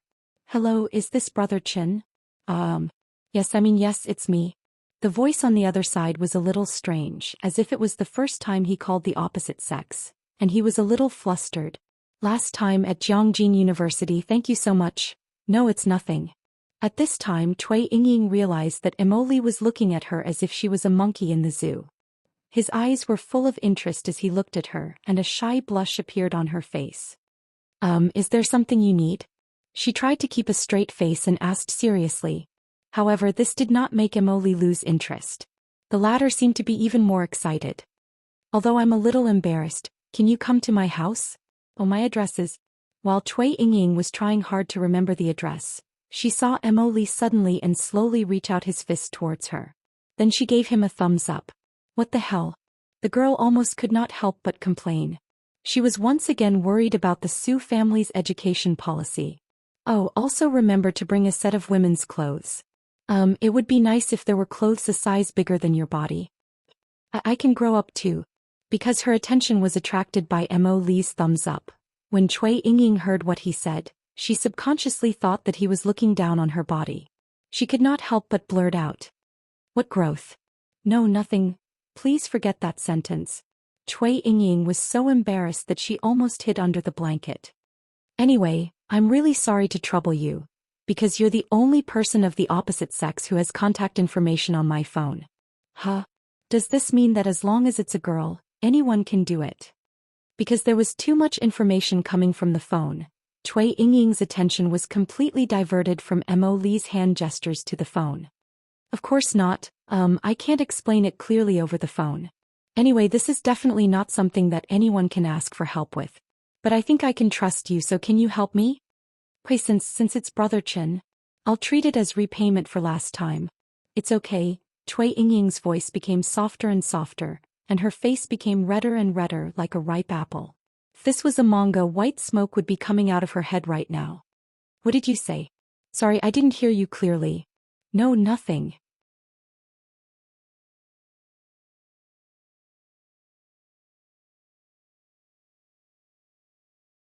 Chapter 480. Snap. Su Xinxing looked at the broken table under his hand and couldn't help but be a little stunned. Oh, I just bought this table not long ago. Why is it broken again? The owner of the restaurant, who was watching TV with his legs crossed, heard the sound and looked over. After discovering that the table was broken, he smacked his lips and complained. Obviously, he didn't suspect that it was because of Su Xinxing. After all, this table was also a three-piece plywood covered with plastic coating, and the table legs and frame below were made of stainless steel. Even if you found a black belt in Taekwondo and wanted to split it with a slap, he would probably only feel pain because of the reaction force. According to common sense, even if the owner cracked his head, he wouldn't think that Su Shenxing, who was wiping the table, broke the table into two pieces. Then boss, old Su was a little nervous. He wasn't so nervous even when facing Loren and Voss's starship army that could destroy the world 2 days ago. What if he had to pay for it? He couldn't slap the owner who was kind to him to death, right? Little Su, throw this table out for me and then rearrange the tables and chairs in the shop. In short, let's deal with it today first. The snack bar owner didn't show a sad face, but he was a little angry. Damn, I was wondering why the kid in second uncle's family would sell these tables to me so cheaply. It seems that the quality is quite poor. He even said that he was a relative, so he gave me a discount. See if I don't kill him the next time I see him. Although he didn't know who had helped him, Su Shenxing sincerely expressed his gratitude to him. With this gratitude, old Su ran out of the shop with the wreckage of the table on his head. The reason why he ran out of the shop was that the rain hadn't stopped yet. This was not the first time Su Shenxing made a mistake today. When he was washing the dishes just now, he accidentally crushed a bowl into powder. The reason for this mistake, in addition to Ying's prediction that Su Shenxing's strength was still slowly growing, was also one of the reasons why old Su was a little absent-minded today. After returning from the space administration in Midsurda, Su Shenxing did not have the leisure time to fully enjoy his holiday. On the contrary, there were still a lot of things waiting for him to do. First of all, he had skipped a day of work, so he had to work in the shop for the next 2 days. Secondly, Qin Xingyan seemed to have encountered some trouble, so the girl did not return to Sakura apartment for the past 2 days. She only called back to report that she was safe. Su Shenxing did not intend to interfere. Qin Xingyan had said before that she did not want to trouble Su Shenxing with everything. Therefore, Su Shenxing also decided to respect the girl's choice. Unless she asked him for help, he would not take the initiative to help. In addition, he was also worried about Song Yu's situation. Although he didn't know if he was overthinking it, Song Yu seemed to be focusing most of her energy on Sakura apartment recently. Due to Sakura apartment's uniqueness and isolation from the rest of the world, it would inevitably affect the girl's life and interpersonal relationships. To be honest, it wasn't a good sign. Other aspects aside, Su Shenxing did not think that he was a person who was worthy of the girl's sacrifice. This was why Su Shenxing let the girl face that superstar alone this time. He wanted the girl to be able to find her more confident self in the past. However, how to do it was one thing, whether to be worried or not was another. If he had to describe it, Su Shenxing's current mood was a bit similar to a father who let his young daughter run errands alone. He hoped that his daughter could be trained, but he was also worried that something would happen. If it were not for the limitations of objective conditions and self-esteem, he would have probably sneaked into the girl's house and secretly observed her. In addition to these things, there were also some more important things. For example, the condition of Mo Li's body. Although Mo Li appeared normal at the moment, eating, running and stirring up trouble, Joshua could feel that part of the mana in his body seemed to be flowing away. It was a normal phenomenon after Mo Li's third seal was undone, but it was not a solution to continue like this, which was why finding someone who could stabilize Mo Li's seal as soon as possible was of utmost importance. It was a pity that the person who had placed the seal on Mo Li was in some unknown world, or there would be no need for so much trouble. Moreover, Su Shenxing's own ever-increasing power was also a problem. Although he had coincidentally solved the situation once before, Su Shenxing did not believe that such luck would befall him again. Therefore, it was worth paying attention to find a feasible countermeasure as soon as possible to prevent the entire multiverse from collapsing in 3 years. If he thought about it that way, he who was still leisurely throwing away garbage until now, certainly gave off the feeling of a salted fish that did not think about making progress. Su Shenxing muttered inwardly. When he returned to the shop, he found that there was an uninvited guest. "Yo, how are you?" Jiang Jin's current mushroom-headed Lord Earth God was calmly waving her short little hand to greet him. The boss who had been watching TV was no longer there, and from the sounds coming from the kitchen, he was probably preparing snacks for her. "I'm not good," Su Shenxing answered honestly. "It's okay, I don't mind," the girl continued to say shamelessly. "So what's the matter this time?" Seeing that, Su Shenxing could not be bothered to play riddles with her, and went straight to the point. Maybe I just came out to take a look at you. The girl put on a shy look, but she was too small and looked like a child trying to seduce an adult, full of pretentiousness. Apart from lolicons, probably no one would fall for her honey trap. Hee. Su Xinxing's expression was cold. Since the last time he returned from the dream, this girl had been avoiding him whenever she saw him. She thought that she was very secretive, but Su Xinxing saw it all. It was fine if camouflage and the like did not work on old Su, but this girl always walked in the corner of the street with a millstone-sized mushroom on her head. Did she think that he was blind? Actually, a group of people seemed to have come to Jiangjin recently, and they were secretly doing something on Jiangjin's land. After the earth god lowly laughed dryly again, she awkwardly confessed her purpose. I thought that they were up to no good from their sneaky appearance. But neither I nor Miss could find out what they were doing, so I thought of you.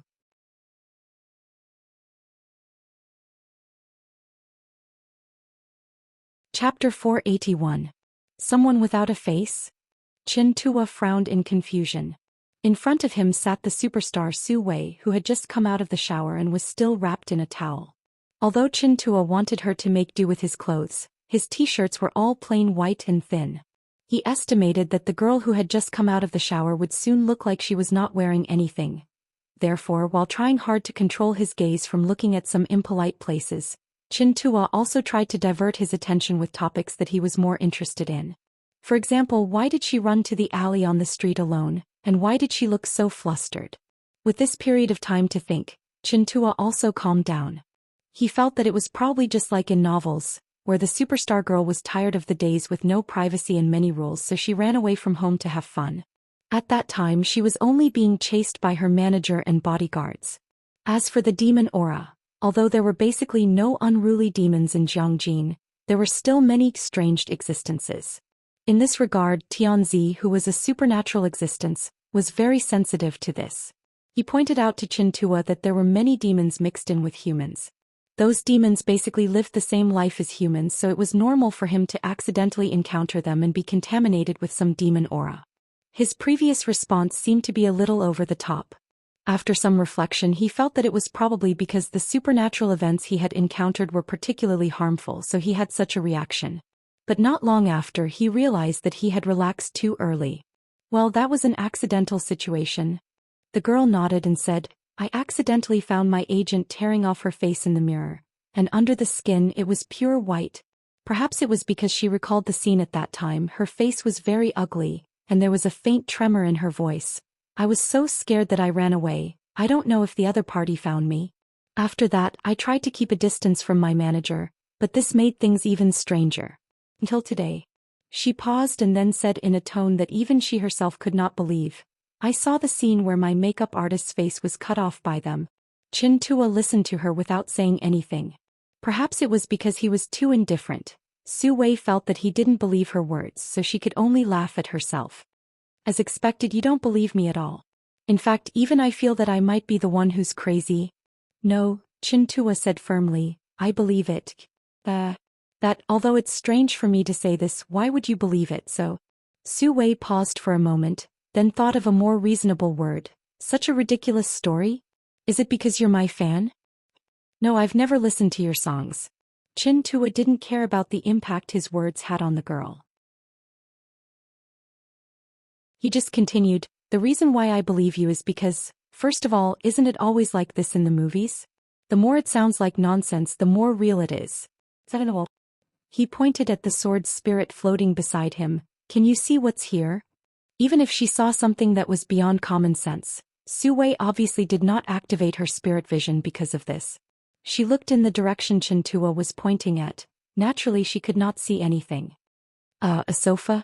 Prayer. So the girl could only try to understand Qin Tua's meaning while making wild guesses. Son of Heaven, just take out something for her to see, Qin Tua said to the sword spirit.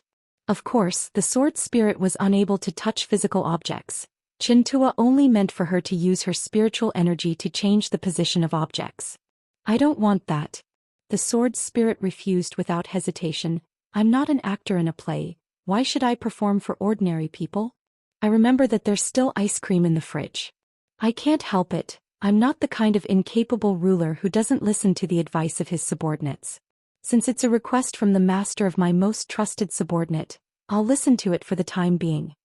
So the sword spirit, whose eyes emitted a strange light, immediately stretched out her hands, and the ashtray on the coffee table started to tap dance. This clearly frightened Su Wei, who could not hear the Son of Heaven's sword spirit's voice and only thought that Chin Tua was talking to himself, almost causing her to fall off the sofa. This is the place I just pointed to. There's a Een spirit, Chin Tua said calmly. The girl was even more shocked. I'm not a Een spirit. I'm an artifact spirit. No, with my great achievements, it wouldn't be an exaggeration to say that I'm a Een spirit or a god. The sword spirit on the side protested loudly. Of course, Chin Tua ignored the sword spirit's words as usual, and continued to speak to Su Wei. Let me continue to answer your question. Why would I believe such a nonsensical story? Of course, it's because I've experienced a lot of stories that are even more nonsensical than what you said. That? Su Wei looked a little scared. Are you a human or a ghost? Chin Tua didn't expect that the first time he tried to act cool, he would receive such a response. I'm a human. Su Wei seemed to be relieved. She caressed her full breasts, not caring that Chin Tua had seen her entire northern hemisphere. Of course, it was also possible that she didn't notice it at all. You scared me to death. Compared to this, Chin Tua coughed lightly, ignoring the sword spirit who was shouting ice cream in his ear, and forced himself to look away from the cantaloupe again. Why did you come to Jiangjin? Since you know that there are monsters around you, isn't it better to go to places like Mount Wutai? Although Chin Tua knew that a certain person with thinning hair in Jiangjin was very powerful, he didn't know the extent of supernatural powers in other places in the country because he didn't have a comparison. He always thought that a certain person's combat power was quite common in the supernatural circle. My schedule was all arranged by my agent. A bitter expression appeared on Su Wei's face. And at that time I wasn't sure. I didn't even know what my manager was. I had nightmares for the past 2 days when I saw that scene. To be honest, even now, I have a feeling that the other party will suddenly come knocking on my door. Just as she finished speaking, the doorbell of Chin Tua's house rang strangely.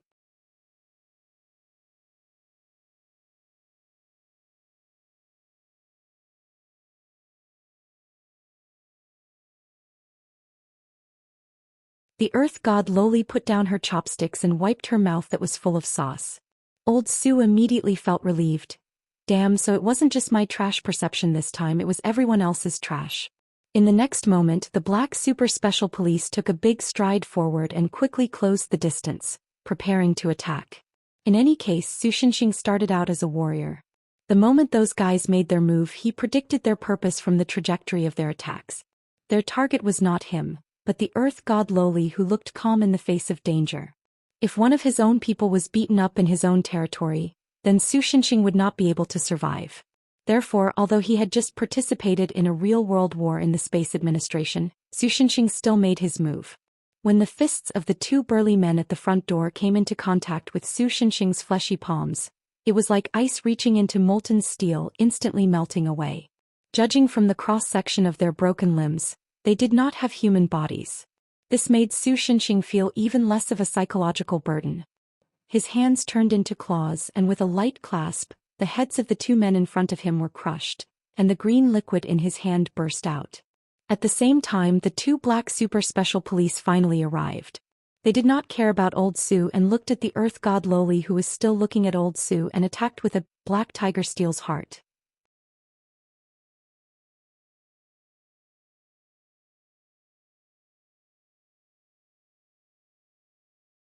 Since these little monsters came from the dog belt, the earth belt, taken away by the earth god referred to as the earth belt, the tactic used to expel the idlers had probably failed.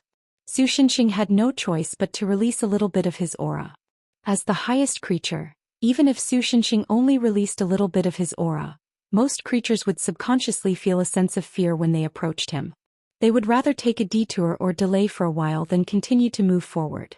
Of course, there would also be some sequelae. For example, the turnover of the shops on this street was estimated to have a subtle decline in the next month.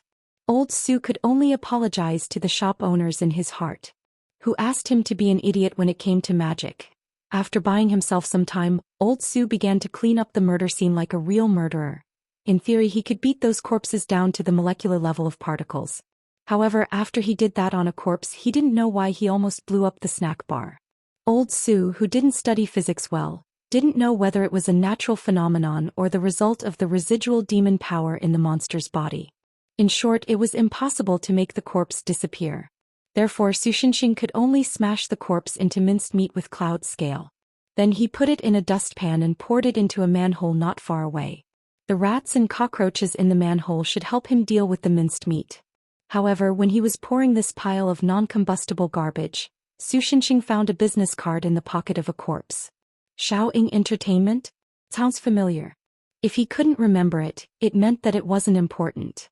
Sushinshin, who used this as his creed, immediately threw this matter to the back of his mind and began to mop all the green juice on the ground. After doing all this, he wiped his sweat. I can finally rest for a while. Has the rain stopped? After getting himself a bottle of Coke, he casually found a seat and turned on the TV hanging in the corner of the snack bar. News. The police have begun to investigate the disappearance of Enchanting Entertainment's artists. As soon as the news jumped out, he almost spat out the Coke in his mouth. Damn it, I just killed 2 monsters here and you've already gotten the news and started investigating? You're even on the news? Do you have to be so fast? However, after watching for a while, he found that things were not quite what he thought. The people he had just killed were not the missing people in the news. In fact, the missing people in the news were all celebrities, and the people Sushinshin killed were obviously not celebrities. Judging from the business card he got, the other party should be an agent or a bodyguard. In other words, the missing people in the company were all done by these little monsters. This is really big news. There were many man-eating monsters in the world, but most of them only dared to secretly eat 1 or 2 unknown people. Only the new monsters would have the idea of making big news. Because the experienced monsters knew that once they were noticed, they would be quickly dealt with. And public figures like eating celebrities were undoubtedly one of the fastest ways to attract the attention of the super administrator. Sushinshin enjoyed the feeling of the carbonation. After burping, he scratched his head hesitantly. How about I tell Xiao Jingyi about this later and let the super administrator find all the remaining monsters in the company? However, after thinking about it, he felt that the super administrator was not an idiot. They probably already noticed the problem, so there was no need for him to go and ask for a rebuff.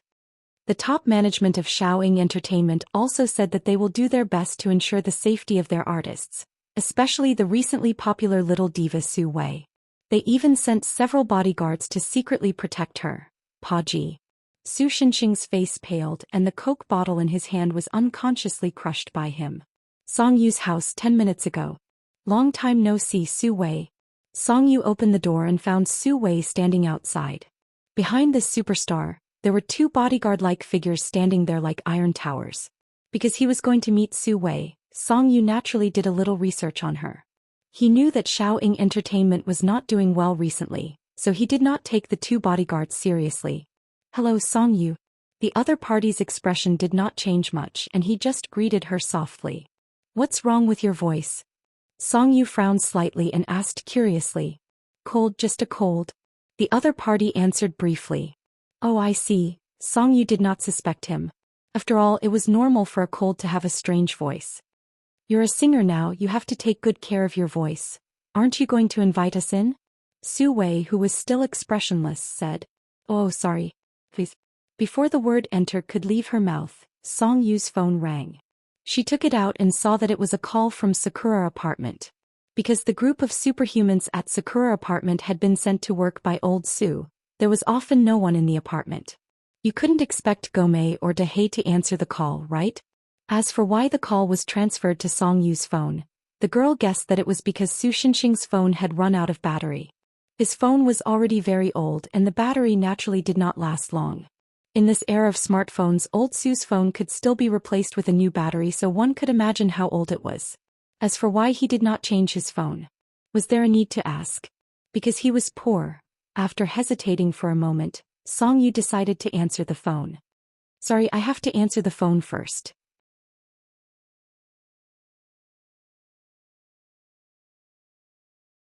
The 3 people jumped down from the window one by one, as if they were going to chase after Song Yu. But the two bodyguards had already jumped down. Su Wade had just stepped onto the window when she stopped. Su Wade turned her head and looked at a walnut wardrobe in the room. She stretched out her hand. Her originally human hand turned into a huge sharp blade, and then she slashed at the wardrobe fiercely. The wardrobe was immediately torn apart. Song Yu, who was hiding inside, was lucky enough to escape the disaster. She only rolled out of the wardrobe. She crawled up in a sorry state. She did not expect Su Wade to discover that she was hiding in the wardrobe. The idea that she came up with in a flash of inspiration ended up in vain. Su Wei's body split vertically from her nose all the way to her diaphragm. The way it slowly opened made one think of the mouth of a giant beast. The rib-like bones in the crack now looked like jagged teeth. Seeing that Song Yu was about to be killed by this monster, at this critical moment, a red light flashed and forced Su Wei, who was already beyond recognition, to take a few steps back. "Senior, are you all right?" Then Qin Xingyan, who was wearing a cloud-white Taoist robe and had a bundle of yellow paper talismans pinned to her leg, jumped in from the window and stood in front of Song Yu. "Thank goodness we made it in time. Xingyan, we'll talk about other things later. Let's get out of here first. If there's only one horse, it won't be able to stop me from escaping. But, it's okay, please believe in me." Qin Xingyan controlled another cyan flying sword and was about to break out of the encirclement with Song Yu. However, at this moment two heavy objects fell to the ground. The two bodyguards, who had just been deceived by Song Yu and were now completely devoid of human form, jumped back to the window again. They stared at the inside of the room with their eyes full of flesh. "But there are 3 monsters coming to catch me. It's over."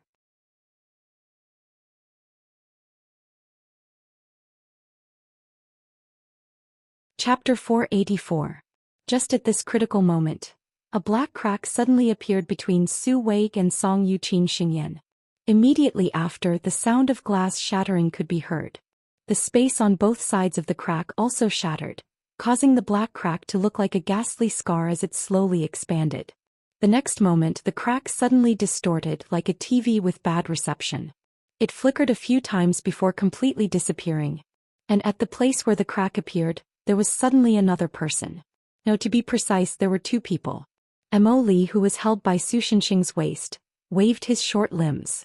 It looked like a salted fish's final struggle before losing its dream. Report: the 4th type world at coordinates GX 43220 has an anomaly. Anomaly parameters have been integrated and the situation has been reported. There's a fault in the world. Far away in the World Observation Center of the Space Administration of Midsurda, a staff member who was monitoring the world's data immediately reported the anomaly he discovered. Because of the previous war, Midsurda was in a state of many things waiting to be done. It was possible that some people in the sovereign world felt that Midsurda was about to die.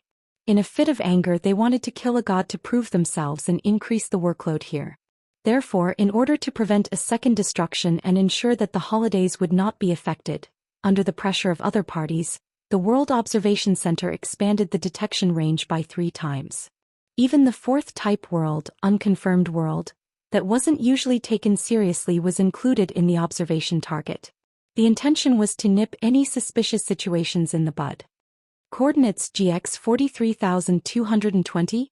Lux, who was forced to stay in the World Observation Center because of a lack of manpower, immediately opened his world map and began to search for that world. That's right, that world has been confirmed to have a level 3 civilization. I think it can be listed as a key observation target. Wait, there's a data distortion. The fault in the world has been corrected. The staff member looked at the screen in front of him with a dumbfounded expression. Okay, if it's that world, you don't have to worry about it. After Lux confirmed that it was a world that was strangely familiar to him, he closed the map and said to the staff member whose worldview had been turned upside down. But this kind of unbelievable situation is definitely worth observing. There's no buts. Lux interrupted the staff member's words and said in an unquestionable tone, "That world is a special entity. To tell you the truth, even if that world suddenly explodes, you don't have to care. Maybe in 2 days it will grow back on its own." Grow back on its own, it's not a pumpkin. The staff member complained in his heart.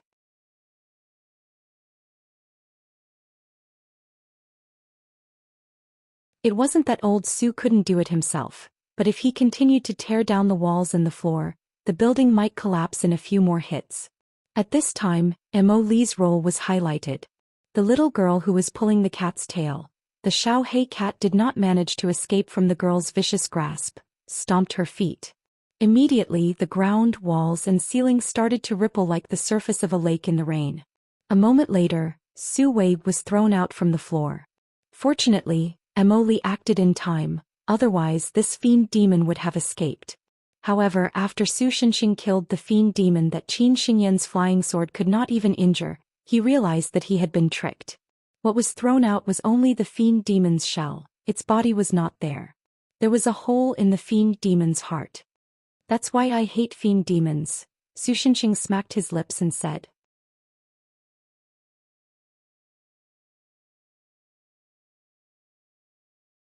Chapter 485. Although he did not succeed, Su Shenxing still breathed a sigh of relief. After all, when the girl came to discuss with him, he felt that there should not be so many supernatural situations in the world, so he was relieved to let the girl receive the celebrity alone. If something really happened to Song Yu because of this, Su Shenxing was afraid that he would really have to spend 10 years practicing cutting the timeline. As for the matter of the thing escaping, our protagonist did not care too much about it. Although Su Shenxing could completely follow the karma line on the corpse and cut off all the things that had a certain karma with it, after a moment of consideration he gave up the idea. First of all, the scope of this move was relatively large. It should be known that the human skin coat used by the demon did not appear out of thin air, but was really made by killing and skinning a human. Although the female celebrity was still alive, and the origin of this human skin might just be an innocent person who looked more like her, there was no doubt that this human skin was still entangled with the karma of the deceased when she was alive. If Su Shenxing really did not ask whether it was right or wrong and directly cut off the corpse, the demon behind the scenes would definitely die, but the parents and even the 9 generations of the deceased would die together with it, and it would be troublesome. He did not want to see news like a shocking massacre happened suddenly, the cause of death of the deceased is still unknown, what happened to our country in the newspaper the next day. Secondly, Su Shenxing's strength had been slightly out of control recently. Although his current performance was only to crush plates, break tables and explode coke, it was to the extent that it would not affect his life as long as he paid a little attention. However, he was not sure what would happen if he really took out the holy sword of the end, Rolander. Fortunately, the current situation was not so bad that he was confused about the enemy. And the biggest contributor to the intelligence was Qin Xingyan, who had finally returned from the Bailu Temple. Half a month ago the Bailu Temple was traveling at the expense of my grandfather.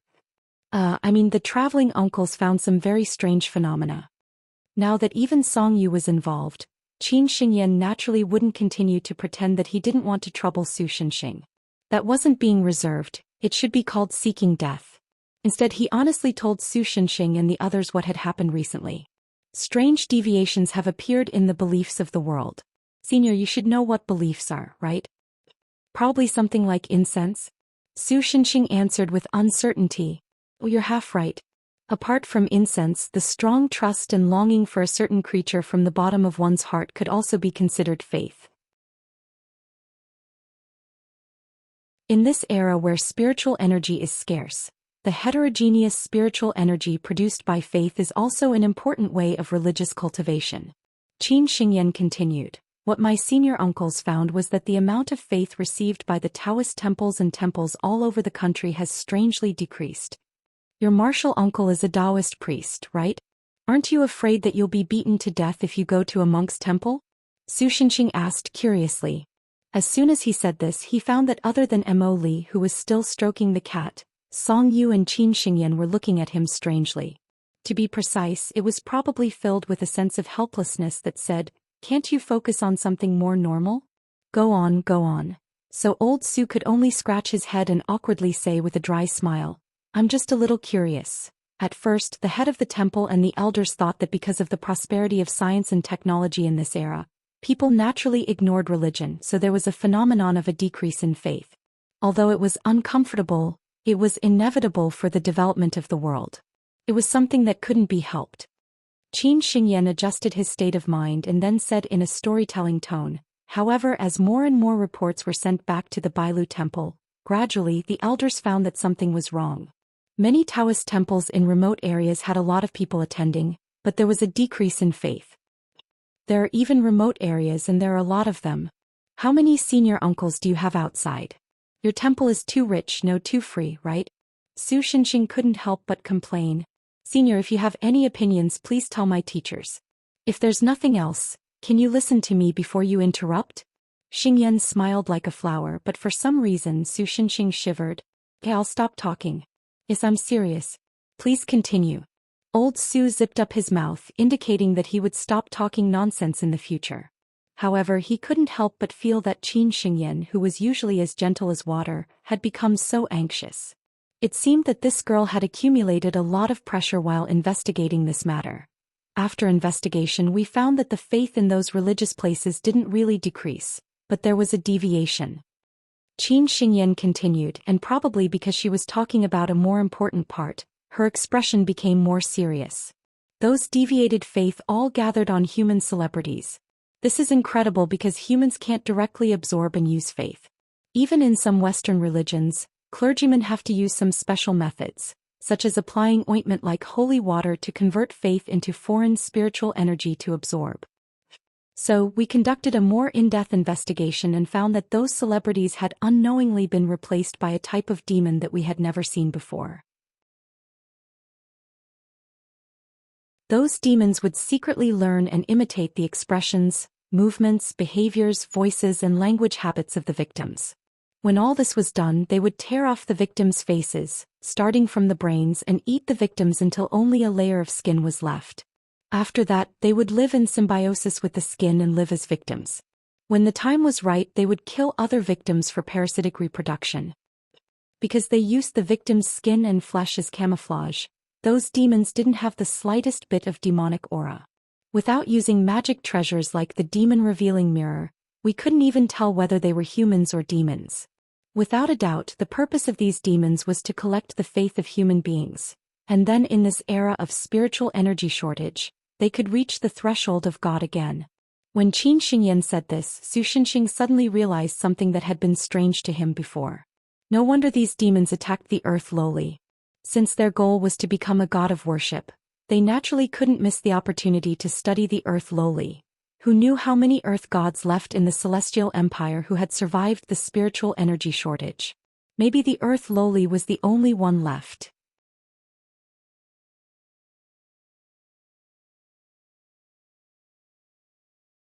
Chapter 486.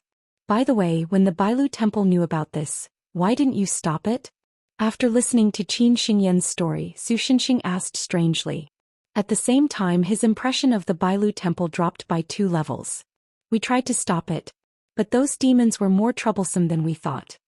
Qin Xingyan sighed and his face became a little gloomy. In fact, when the Bailu Temple first discovered that these demons were causing trouble, they killed a wave of these demons with the idea of getting rid of evil for the people, and at the same time, pulling all the believers back to their temple. However, although the lower-level demons and the immature young demons were very weak, the fully developed upper-level demons were all quite powerful. Coupled with the blessing of faith after they withstood a wave of attacks, they actually turned around and attacked the Bailu Temple. In fact, it was not difficult to understand why this happened. Although Xingyan A Dream looked very weak and couldn't even defeat the earth lowly, in fact she used to be an outstanding disciple of the Bailu Temple. Because of this, the old temple master even sent her to the moon for tutoring for a period of time. Later, because she took a pill refined from Cheongqi's tooth and cultivated in seclusion, Qin Xingyan went one step further. Now she was one of the strongest cultivators of the younger generation of the Celestial Empire. But even so, her sword, which was almost full strength, was still unable to break through the defense of the demon disguised as Su Wei. If even she was like this, the scene of the Bailu Temple's defeat was almost predictable. In any case, the current abbot of the White Deer Monastery was extremely vexed when he failed to take advantage of the situation. Fortunately, the deviation of faith was not only a matter of the Bailu Temple. After learning the whole story, the other cultivators in the temple and the bald donkeys in the temple, "Senior, please don't look at me with such a terrifying gaze, I'm not talking about you." Qin Xingyan's eyebrows twitched because of Su Shinxing's gaze. "No, I don't care at all," Su Shinxing said firmly. "It's just that the word bald donkey is too rude to those profound Buddhist masters. Ahem, you should use a gentler word, for example, bald." Qin Xingyan said tentatively. This absolutely won't do. Su Shenxing said resolutely. Aren't you very concerned about it? At this moment, everyone's thoughts were the same. Except for Mo Li, who was still stroking the cat. By the way, Su Shenxing felt that the cat's eyes, it looked like it had nothing to live for. It looked like it had nothing to live for. In short, my master found a lot of fellow cultivators and planned to fight for justice until the end. But at this time, the abbot of the Jialan temple thought that once the demons appeared, there would be chaos in the world.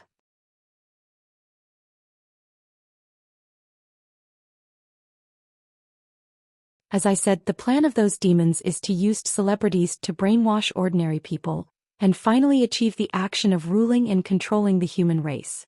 Senior Song Yu was targeted because her voice used to have some kind of magical power. What does that have to do with me shooting that thing down now? Su Shenxing was unmoved and asked. Because they didn't obtain Senior Sister Song Yu's voice source. Those guys are now using niece. Dragon on top and worm on bottom. Sogu is unable to type this word. Qin Xingyan continued to explain. Longji was a kind of man-eating monster from the mythological era with 9 heads and 9 tails. Its voice could make people involuntarily become its food, and it had a very powerful brainwashing ability. But unlike Song Yu's gentle voice that was produced with the help of the Shin Pearl, Longji's voice was very stimulating, and at least people with a little bit of Tao could easily resist it. The problem is that those people who can't resist it, Qin Xingyan finally explained the reason why he stopped Su Shenxing. Those demons weaved an unknown demonic effect in this hypnotic ability. If we forcibly stop Longji's brainwashing, it will cause a huge impact to the Zifu of the subject. If we're lucky, we'll only feel like we're having a nightmare, but if we're unlucky, she didn't continue, but Su Shenxing had already understood what she meant. If he had shot down the airship just now, at least 4 digits of people in Jiangjin would have died under the brainwashing. This was no longer at the level of breaking news, it was simply a disaster.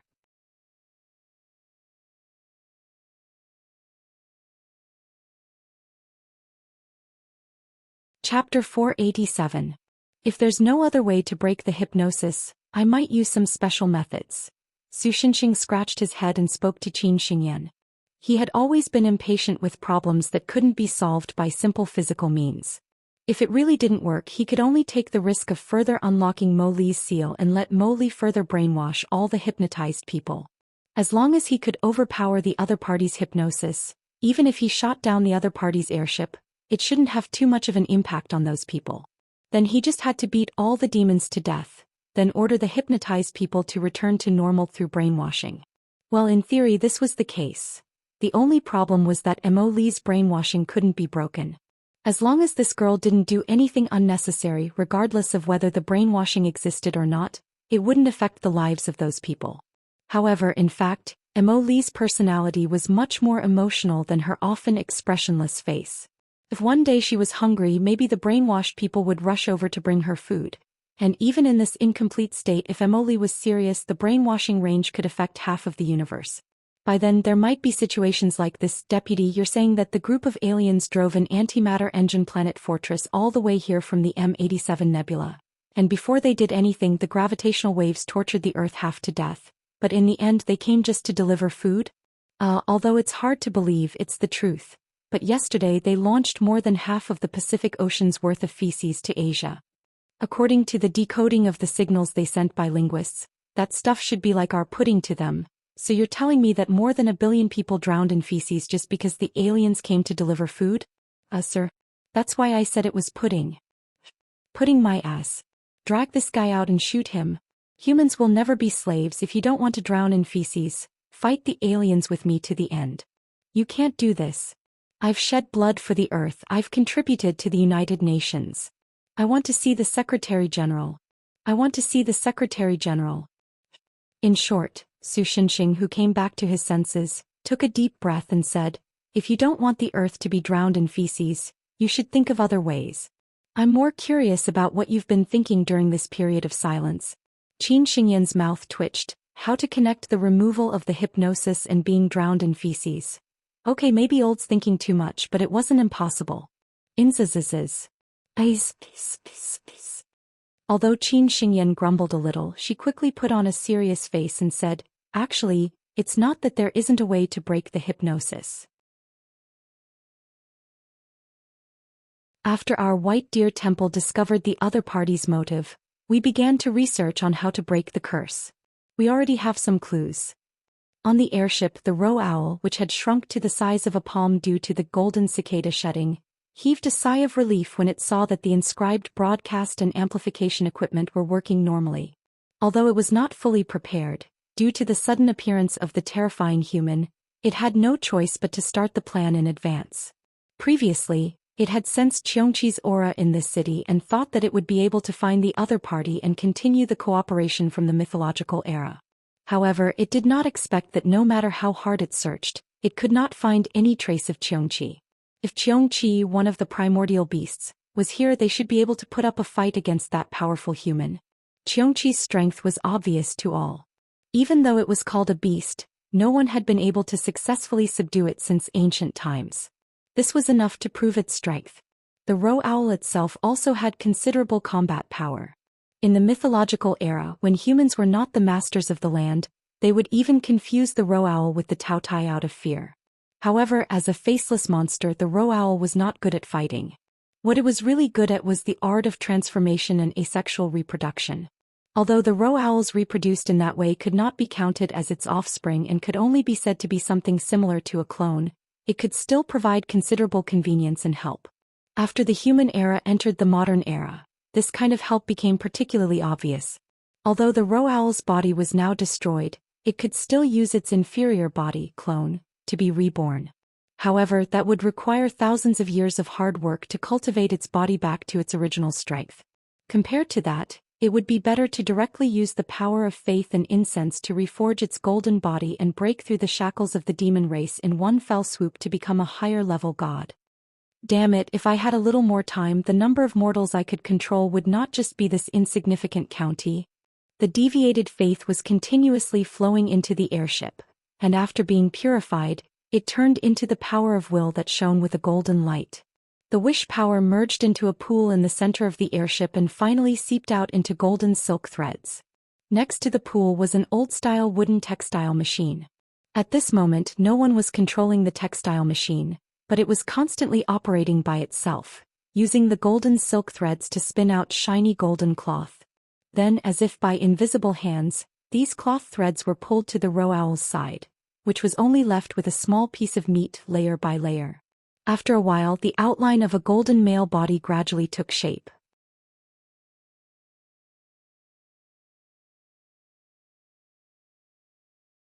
"Is this also your doing?" The roe owl looked at Su Shenxing and said in a deep voice, "To what extent are you going to obstruct me?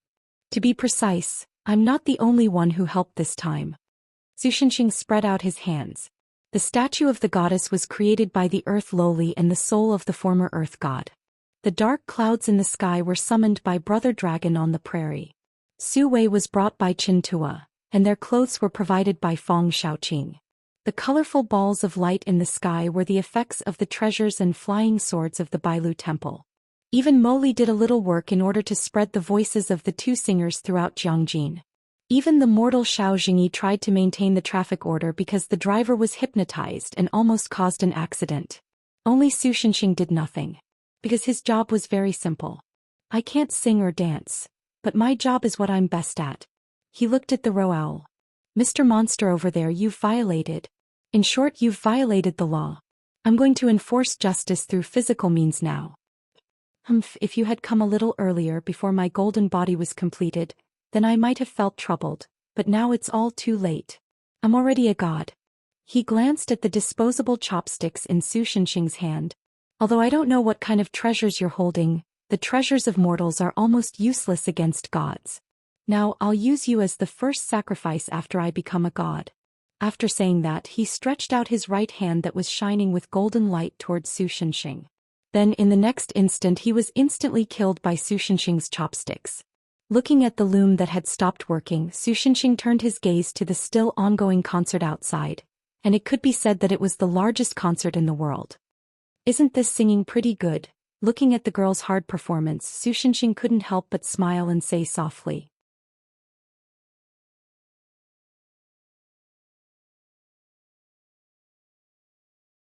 Chapter 488. With such a big thing happening in Jiangjin, It was difficult to hide it even if they wanted to. If they didn't want another Tianqi explosion or Tunguska explosion to cover up the truth, they could only use some special methods. Fortunately, there was a bug in Jiangjin Emoli.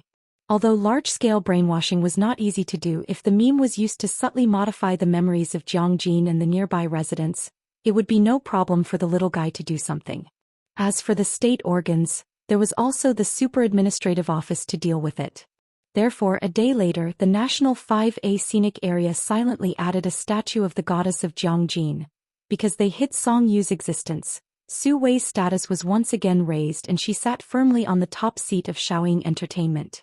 It was just that Shaoying Entertainment couldn't jump around in a short period of time because more than 30% of the people in it suddenly died. How could Shaoying Entertainment's competitors let go of such an opportunity? Therefore, Shaoying Entertainment was immediately splashed with dirty water. When it came to black-hearted enterprises, Shaoying Entertainment took the lead and left the second place, Fu Erkong, who didn't even know how many streets behind them. As mentioned before, old Su could follow the net line. I meant the karma line to slash people. Although this was the first time he used chopsticks to slash people, the results were pretty good. Almost all of the Ro Owl's clones were slashed to death by his sword. Originally, these troublesome matters had been resolved. In theory, people's lives should be back on track. However, there were still some people whose lives were still in a state of derailment. No, rather than saying that it was derailment, it was more accurate to say that it directly rushed out of the tracks and onto the highway, heading straight for the Tibetan plateau. For example, Chin Tua's dream was to be an ordinary person, earn some money, get a wife, and live a peaceful life. In the end, he inexplicably formed a contract with a sword. Therefore, not only did he become a non-staff member of the Supernatural Management Office, but his life was also getting further and further away from his dreams. Recently, there was even a hot celebrity who kept running to his house. Su Wei wasn't like Song Yu, who had left the entertainment industry and lost her popularity. When it came to the little diva of the music industry, she was still a popular candidate, and possibly the only candidate. In short, Chin Tua felt that his underwear was about to be exposed by the paparazzi. Why was it so difficult to live a peaceful life? Of course, this has nothing to do with our protagonist, Su Shinxing. When the dust settled, old Su suddenly realized that he was free again.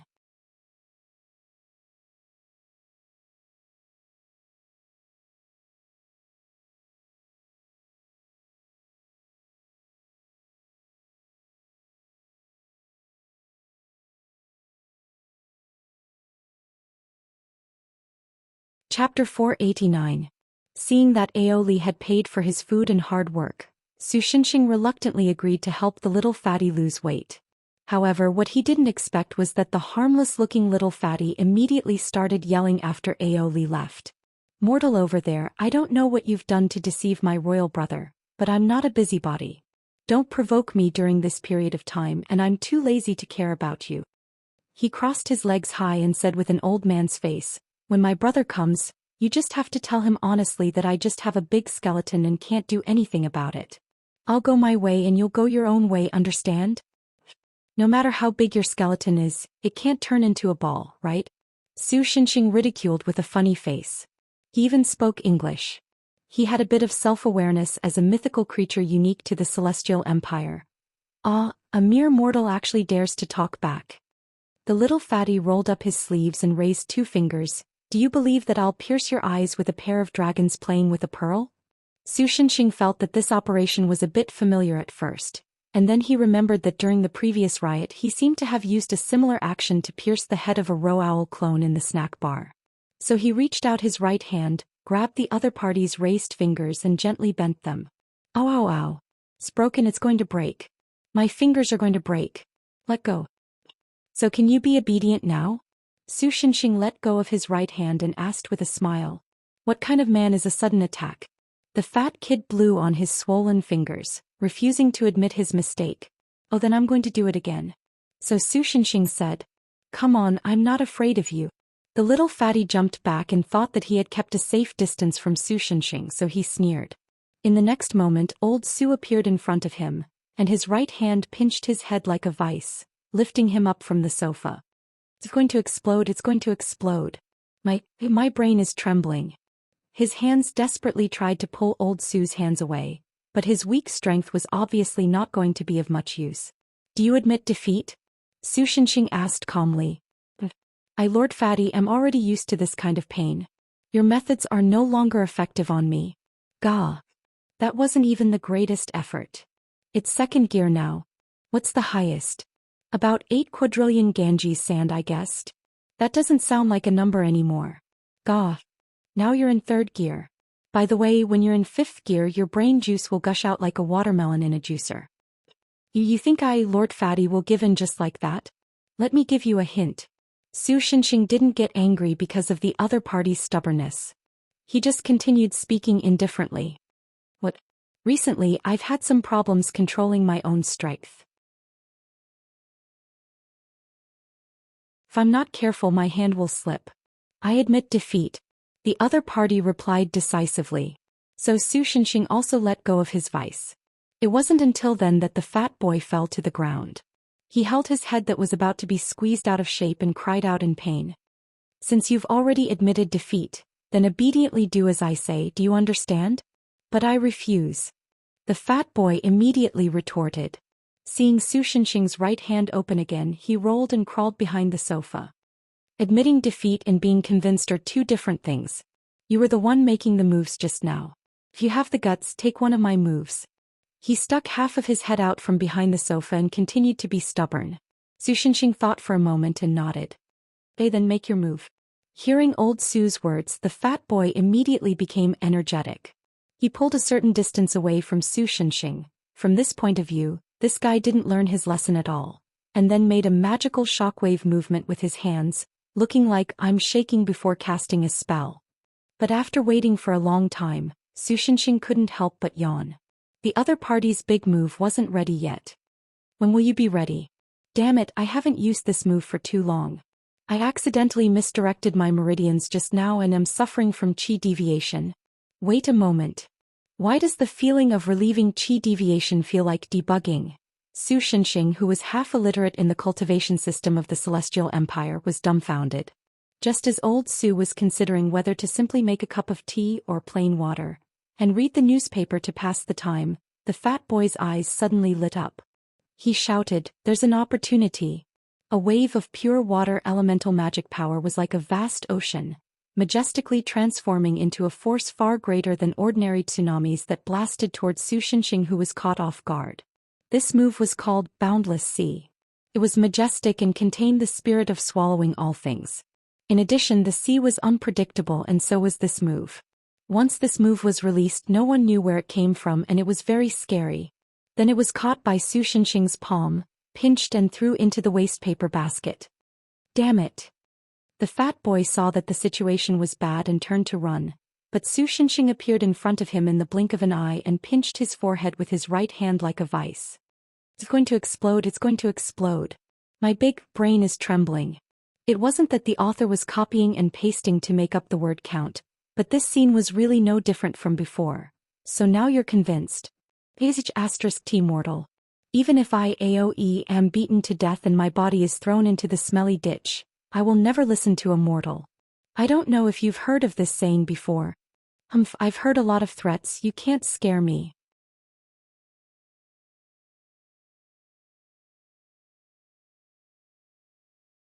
Because of the extra income from Brother Dragon, Su Shenxing also extravagantly replaced the electric fan with an air conditioner during dinner time. This made Yu Jingjing exclaim, F***ck, I didn't know this shitty apartment had an air conditioner. Well, it hadn't been turned on for nearly 3 years, but the air conditioner was still working. It was really tough. While the landlord and tenants of Sakura apartment were happily eating sumo hot pot and enjoying the air conditioner, Fatty Dragon looked at the thing in front of him with a bitter expression. It was a dog bowl with shredded cucumbers in it. For some reason, there was a spicy strip in the shredded cucumbers. He didn't know if Su Shenxing thought the color was too plain and put it in as a decoration, or if the innocent girl accidentally dropped it in when she ate the spicy strip. I'm the Dragon King, when have I ever eaten such a spicy meal? Fat Dragon almost burst into tears. If not, I can even accept some dog food. What the hell is a cucumber? Dehei, who was charging next to him, silently looked at him for a moment, then took out a nan energy condensing ring. Do you want some batteries? Fatty Dragon was speechless. I can't live like this anymore, he thought to himself as he bit off a shredded cucumber with a crisp chewing sound. This place was simply hell on earth. As the Dragon King, he had to break out of prison. To be honest, old Sue didn't particularly care about AoE. Instead, he was too lazy to care about this guy most of the time. He just gave him a bunch of weight loss tasks and left him alone. However, for some reason, every time AoE slacked off in Su Shenxing's blind spot, he would always be caught by him. This way he would naturally receive more punishment exercises. Then AoE would continue to think of ways to slack off in the blind spot, but he would always be caught. This vicious cycle continued. By the time old Sue went upstairs to rest, AoE had accumulated nearly 40,000 push-ups and 1,300 kilometers of running. If AoE refused to admit it and didn't carry out the punishment activities, he would naturally receive Su Shenxing's punishment of almost having his head blown off. After just one day, AoE felt that his brain had become 3 times smaller than before because of Su Shenxing's pinching. The proof was that his head seemed to be smaller than when he first arrived. It wasn't until this time that AoE realized why his brother sent him here to lose weight. Because even if he was serious and used all his strength, he wouldn't be able to beat the person supervising him. And if that person was a little more serious, he would be able to turn him into a dragon jerky. Although AoE could also see that the mortal valued something more, such as his sister. From what he observed today, his sister didn't even know that there were supernatural creatures in this world. This was probably the result of the mortal's overprotection. If he suddenly transformed into a human and kidnapped the mortal's sister, he might be able to force the mortal to submit. However, AoE wouldn't do that. Firstly, his pride as the Dragon King prevented him from doing such a despicable act. Secondly, Su Shenxing's ability to appear in front of him in an instant made him afraid. What if he angered the other party and that guy really crushed his head? Judging from the current situation, even his brother was most likely not a match for this guy. In just one day, Su Shenxing's terrifying figure had been deeply engraved in AoE's young, compared to the dragon race, heart. But this didn't mean that AoE had given in. Can't I run if I can't beat him? After pretending to sleep for half an hour and making sure that no one was coming downstairs, he quietly climbed up the counter, opened the window and crawled out. Everything went smoothly beyond AoE's expectations. Lord Fatty is free. Once he crawled out of the anti-theft window, he stood upright like a double-crowned lizard and ran out with his 2 short legs. In the end, the round figure completely disappeared into the alley in the night. Only the sound of dogs barking from afar added some noise to this quiet night.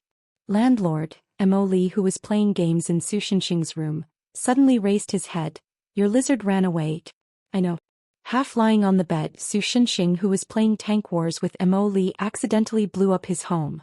He grimaced and pressed the button to restart the game, then casually said, "That guy can't run away, my spirit ghost is following him."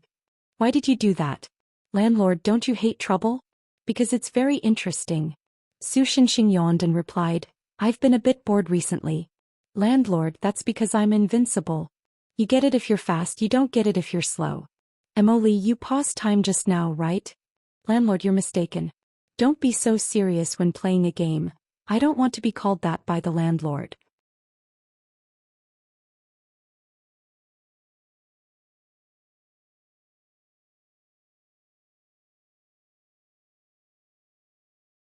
For example, the unlucky Jinghe Dragon King. This was the second time AoE had felt such a strong sense of foreboding. The first time was when his parents died. If he wasn't in the 4-legged snake pseudo mode and was naked except for the scales on his body, he would have had goosebumps and goosebumps. He had a feeling that if he really changed back to his original form, he would be caught the moment he rose into the air. No, I can't hold on any longer. After struggling for a few steps, he finally collapsed and his entire body fell headfirst into the bushes. When AoE woke up, he found himself locked in a glass box. Actually, it wasn't really locked as the top of the glass box was open. However, if he didn't fly, there was no way he could escape. He was a dragon, not a lizard. Oh, you're awake. A clear and pleasant voice came from outside. AoE looked towards the voice and found a human female looking at him with interest. This made him feel a chill run down his spine, and at the same time he felt insulted. Since when did the dignified dragon race become an ornamental creature for humans? Just as he was about to put on a show of golden scales are not creatures of the pond, they will turn into a dragon upon encountering the wind and clouds. Aoe sharply discovered that although it was very faint, the human female in front of him actually had the aura of that hateful mortal. He immediately shivered and his entire dragon body withered just like that. It seemed that he could only wait for the human female's attention to shift before taking the opportunity to escape. Miss Sue, I think it's better if you don't keep this kind of thing. A human female who looked slightly older than the human female and was wearing a pair of glasses said. Just like how it was difficult for humans to distinguish a lizard's appearance without looking at its patterns. As a dragon who was suspected to be a distant relative of a large lizard, Aoe also had a hard time distinguishing a human's appearance. Of course, that mortal was an exception, because a certain defect in his hair made him particularly easy to recognize. It was just like how a bald dog would always be the most eye-catching one. Fortunately, old Sue didn't know about this, otherwise Brother Dragon would probably only see a pot of braised dragon meat when he came back a few days later. Things like crawling pets don't match your sweet and pure image, and can easily cause damage to the position set by the company for you. Those fans will also be disappointed because of this. The slightly older human female, well, I'm talking about slightly older in terms of age, earnestly advised, this little, lizard should have been set free by someone else, right? You see, it's not good to pick up a pet set free by someone else, right? I like fans who like my songs. If it's a fan who has some ulterior motives for my body, I don't care. And instead of saying that it's set free, it's better to say that it's abandoned, right? Once a human pet is abandoned by its owner, even the most adaptable cat only has a 30% survival rate. This is the global figure and it's even lower in China. You know, even the invasive species of crayfish are almost gone. Sue answered without hesitation and at the same time, teased Aoe with something. Aoe glanced at the thing in her hand, rolled his eyes and shrank into the corner of the glass tank. Damn it, it's a cucumber again. Sue didn't mind at all. Rather, if this mysterious lizard that she picked up was close to her from the beginning, it would be scary. Ever since the faceless monsters around her had all died, the company had assigned her a new manager. However, because of the previous incident, she always had some psychological trauma and disgust towards her agent, so she always kept a certain distance from her. Well, anyway, you're just raising a crawling pet at home. As long as you're careful, there shouldn't be a problem. Compared to this, the agent with glasses hesitated for a moment and finally said, I think it's better if you don't continue to go to that boy's house. Sue, I know Miss Sue doesn't want to, but you have to think about the company. You're a beautiful female singer, and you always go to the house of a high school boy younger than you. Now only a few tabloid paparazzi are aware of it. The company can still suppress it, but once it's exposed, your reputation will be ruined and it won't be easy to make a comeback. You don't want to bear the name of an old cow eating young grass, right? Aunt May, I'm tired, you go back first. Miss Sue. Sigh, forget it, you're on your own. The middle-aged woman seemed to want to say something, but when she saw Sue's somewhat annoyed expression, she finally left. So the whole house quieted down. Sue poked Aoe, who was lying motionless in the glass tank with the cucumber shreds, and whispered softly, You won't bite me, right? Aoe rolled his eyes. This surprised Sue and she carefully pulled Aoe out. Aoe didn't resist. In his opinion, this was a good opportunity to escape. Oh, so heavy. You didn't sneak out, did you? You're so fat you don't look like you were abandoned by your owner. Sue's unintentional words startled Aoe and he almost fought back. Fortunately, he quickly realized that this human woman seemed to be just saying it casually. Although I'm not particularly close to people, I don't have the desire to attack. By the way, what kind of lizard are you? Green iguana? Maned lion lizard? I don't think you look like one. Lizard your ass, I'm a dragon. Aoe shook his tail in annoyance, expressing his dissatisfaction. Sue put him on the ground. Aoe's eyes suddenly lit up. It's time.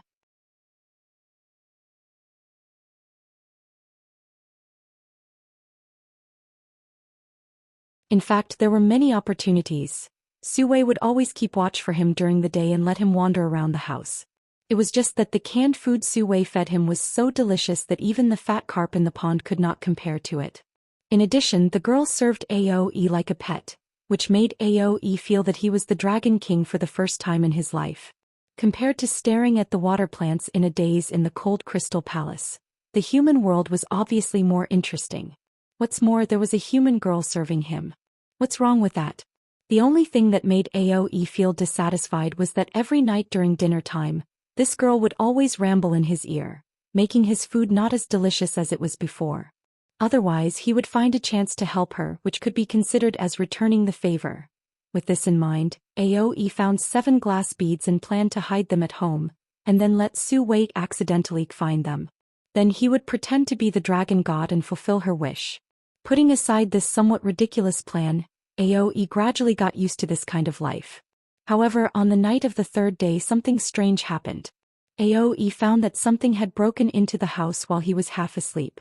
At first he thought that the terrible mortal had finally found his trace. He was so scared that his sleepiness instantly flew away. But then he realized that it did not seem to be the case. Even if he did not have much interaction with the monsters on the ground, he could feel from the breath that the intruder was not human but a demon. He hid under the table, used the shadow as a cover and quietly approached the intruder. The other party's purpose was very clear.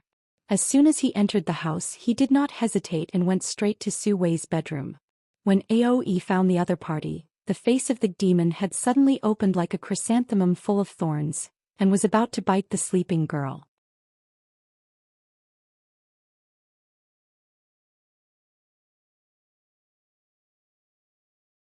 Chapter 491. You little demon, shut your mouth for this king. Although the demon looked like a zombie dog and was extremely terrifying to humans, Aoi was still a dragon. When he was young, he was not bound by the priesthood and had seen a lot with his elder brother. He had even seen the head of the Ar-Ela octopus in the sea who called himself an evil god. That was why his self-esteem was stronger than the average dragon. He surrendered after being tortured by old Su several times. How could he be frightened by a nameless little demon? Seeing that the girl whom he secretly listed as a maid of his dragon palace, whose actual duty was closer to that of a poop picker, was about to die in the mouth of the nameless little demon, he could no longer hold back. He crawled out from under the bookcase and shouted. Then he realized that he was still in the form of a 4-legged snake. With his small arms and legs, he might not even be able to defeat a teddy bear, let alone a demon with supernatural powers. He might even be F***ked. If the little demon didn't know what was good for him and killed the girl when he transformed, that would be terrible. This human female had the aura of that terrifying mortal. Although it was only a very weak wisp, it was enough to show that the two of them should know each other. If someone he knew died in the mouth of a demon and he was lucky enough to appear at the scene, he would most likely be angered by the demon and be chopped into dumplings.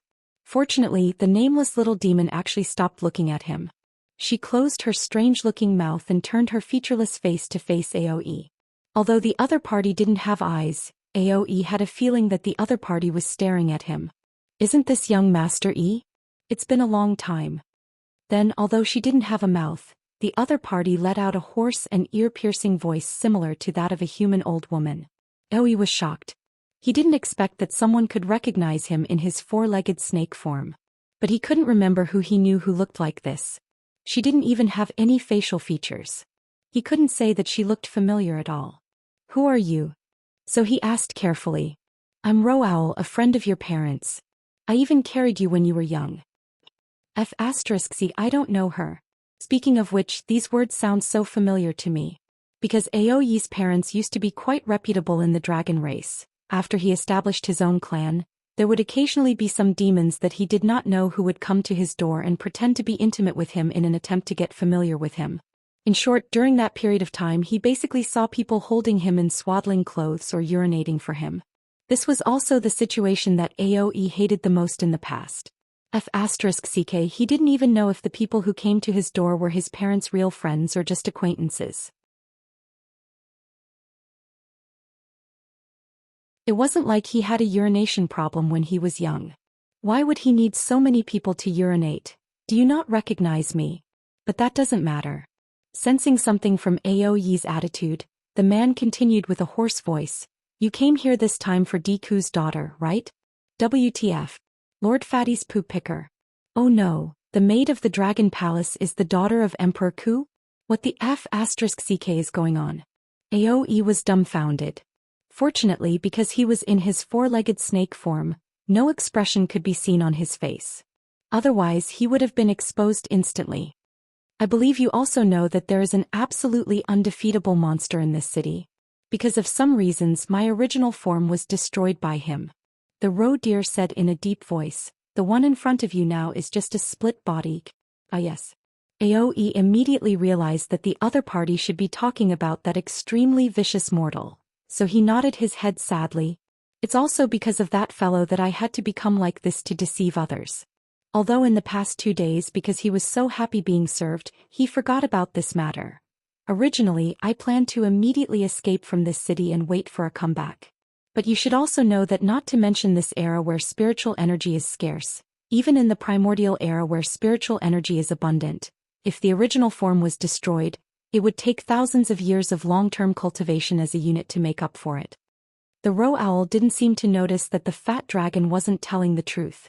Instead, he continued, "So when I accidentally found out that this woman was Emperor Ku's daughter, I decided to take a risk." Wait a minute. Aoi spoke up to interrupt the other party's confession. If I am not mistaken, Emperor Ku is that person, right? One of the 5 emperors who led the human race to slaughter the primordial land, and started the human race's destiny? To be more precise, the ones who slaughtered the primordial land were the Yellow Emperor Xuanxu and Emperor Ku. Yao Shun was more responsible for governing the land. Emperor Ku was a wood virtuous body. In the era where spiritual energy was abundant, he should have had a long lifespan, but because he completely ended the primordial era when he took over the throne, there was too much killing. Even though he had been cultivating his body and mind, he only lived for 105 years. However, there was another saying that Emperor Ku was originally a split body of the Kuei god, and that he had the bloodline of the Eastern bird race. That was why when Emperor Ku was addicted to music, cranes and phoenixes would dance to him. That's right. The roe deer nodded. Is your brain fried? Emperor Ku was a human more than 4,000 years ago. No matter how long his daughter lived, how could she still look like this? Aoi used his tail to point at Su Wei, who still hadn't woken up, and said with disdain. Emperor Ku was from the Eastern bird race, and he was a wood spirit. Although he couldn't live for too long with a human body compared to monsters, it didn't mean that this situation couldn't happen. Do you know the story of Ponhu? Roe Owl calmly asked in return. Are you talking about the dog that married Emperor Ku's daughter? Aoi thought for a moment and remembered this story. According to the legend, during Emperor Ku's time, the Ronggu tribe rebelled. Emperor Ku was busy moving the capital to Bo to guard the destiny of the human race, so he couldn't suppress it himself. So he announced to the world that if a hero could defeat the Ronggu tribe's King Fong, he would betroth his daughter to him. However, a dragon dog raised by the princess ran into the enemy camp, bit the King Fong's throat, and brought his head back to Bo to present to Emperor Ku.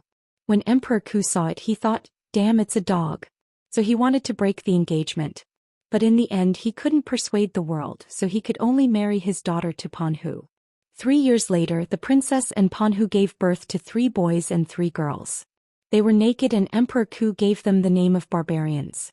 After Ponhu died, his children married on their own and finally became the ancestors of the Shi race and the Yao race. Because of the long history, many things still couldn't be verified. For example, in some other versions of the story, Ponhu, who was born in the princess's ears, grew 1 inch a day and had the name of a unicorn dog. Also, there were people who turned into human beings in 7 days.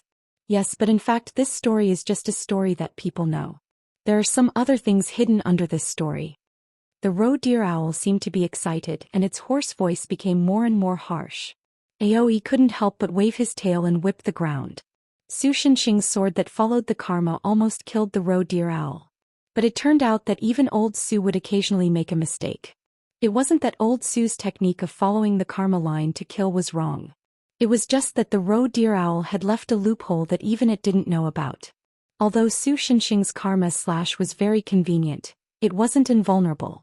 Because a person would have infinite karma in their life, there would naturally be many karma lines entangling them. If there were no restrictions, half of the people in Jiangjin would suffer. Not only the roe deer owl's clone, but also his acquaintances. Even the granny who sold him cigarettes on the street not long ago would be killed by the dog. Therefore, the selection of karma lines was also very important. Su Xinxing only killed those with karma tighter than acquaintances. However, there was an exception. One of the roe deer owl's clones had a child with a human by accident. The karma line between this child and the roe deer owl's original form wasn't as tight as the other clones.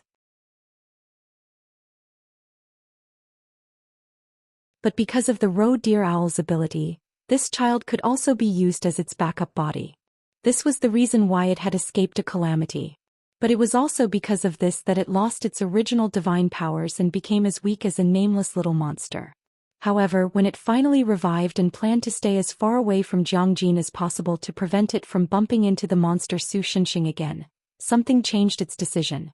Admittedly, the roe deer owl's clone was different from a certain second generation's multiple clones, but there were similarities. For example, after the clone died, the main body and the other clones could obtain each other's memories. The roe deer owl had lived for more than 1,000 years and had countless clones. The amount of information it obtained at once almost made its new body's brain explode. However, after carefully combing through its memories, it made a shocking discovery. According to my investigation, I'm afraid that what happened 4,000 years ago isn't as simple as people think. The roe deer owl smiled and then told the dumbfounded Aoe a story. When Deku wanted to break the engagement, the one who opposed his decision wasn't anyone else but his own daughter. Although his daughter believed in the righteousness of the world and hoped that Deku would keep his promise so that the world wouldn't be disappointed, the situation didn't seem right no matter how one looked at it. As a noble princess, how could she be willing to marry a dog? After that, Emperor Ku even ignored his daughter, who had been married off to a faraway place. Only after 3 whole years did he send people to visit her. Even though some ancient records said that it was because of the natural disasters during those 3 years, so Emperor Ku's people couldn't go to that place. But even in the desolate era, there shouldn't be a place that had natural disasters all day long, right? Not only that, after that, all the records about Deku's daughter were almost zero. It was as if she had disappeared after marrying Ponhu. On the other hand, Deku was still singing and dancing, and there was even a big event like a phoenix coming to court. After that, the records on the human side had nothing to do with this.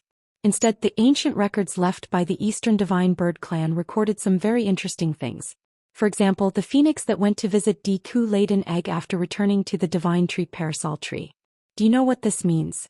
Deku gave the phoenix to what? Aoe guessed subconsciously. The roe deer owl thought that this kid's thoughts were so dirty, but then he immediately understood. Dragons were naturally lustful. Look at Chao Feng, the third of the 9 sons of the dragon. Wasn't he born after a dragon fucked a phoenix? Sorry, I didn't make it clear.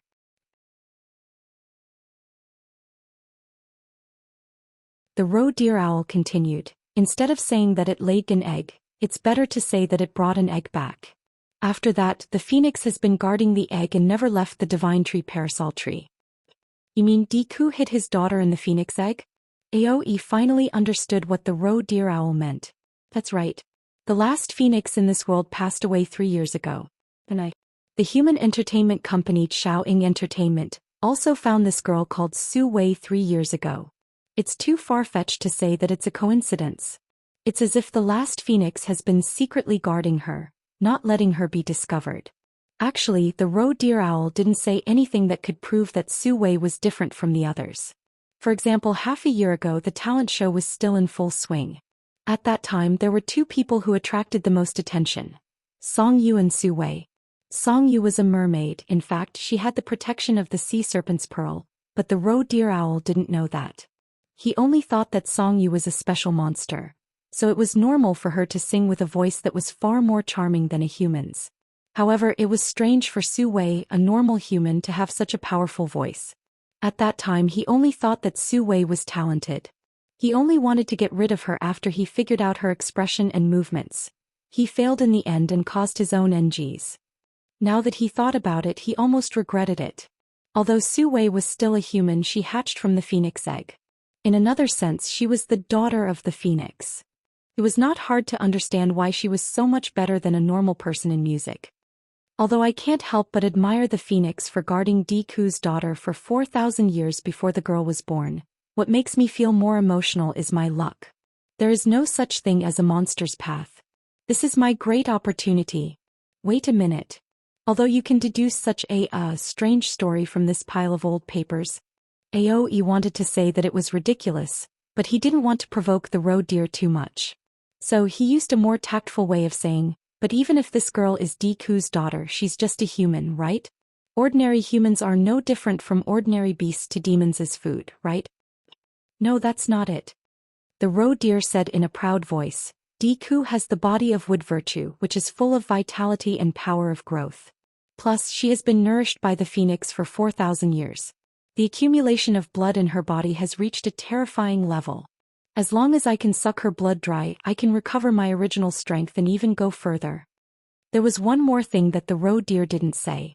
The story of the 3 sovereigns and 5 emperors was widely spread. Although most people couldn't tell who the 5 emperors were, at least the name was still there. Plus, the 3 sovereigns and 5 emperors could be said to be the ancestors of all the people in the Celestial Empire. The power of faith accumulated by them was even more powerful and terrifying. Although Deku's daughter was only one of the 5 emperors' daughters and couldn't directly share the faith of the 5 emperors, the deviation method that the roe deer created could still work. Even if the deviation was only 1%, it was still possible for the roe deer to recreate a golden body. Then, as long as it avoided the monster in Jiangjin, it would be able to do whatever it wanted. As for the little dragon in front of it, the roe deer didn't really want to share the benefits with it. It was just that the life force of Deku's daughter was too strong. If it swallowed it rashly, even if it didn't explode and die, it would take a long time to digest it. At this time, it couldn't be better if there was an idiot who could help it eat it first. Just like what the roe deer said, it did know Aoi and knew that Aoi was a little dragon. A little dragon wouldn't be able to digest such a strong life force. If it really wanted to, it would explode and die the moment it swallowed Deku's daughter. Not only would it be able to continue to enjoy the life force of Deku's daughter, which was softened by the dragon, it would also be able to bathe in the dragon's blood and increase its success rate. I'm still your elder. It doesn't matter if I let you have a bite first. She's just a human. As a dragon, you don't care about her, right? It said to Aoi in a deep voice. If it wasn't for the fact that it didn't have any facial features, it would have a simple and honest expression on its face. But Aoi frowned.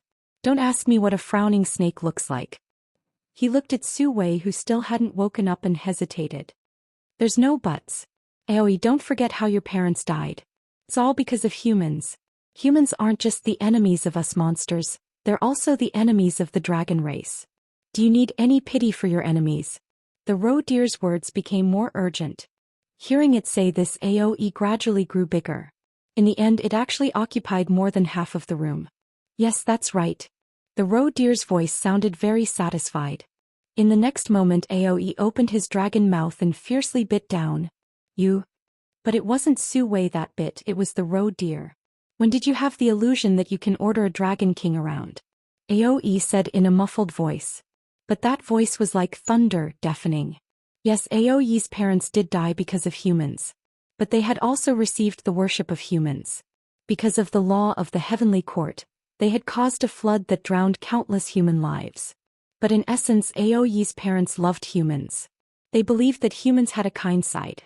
Everything that happened now was just that they had gone astray.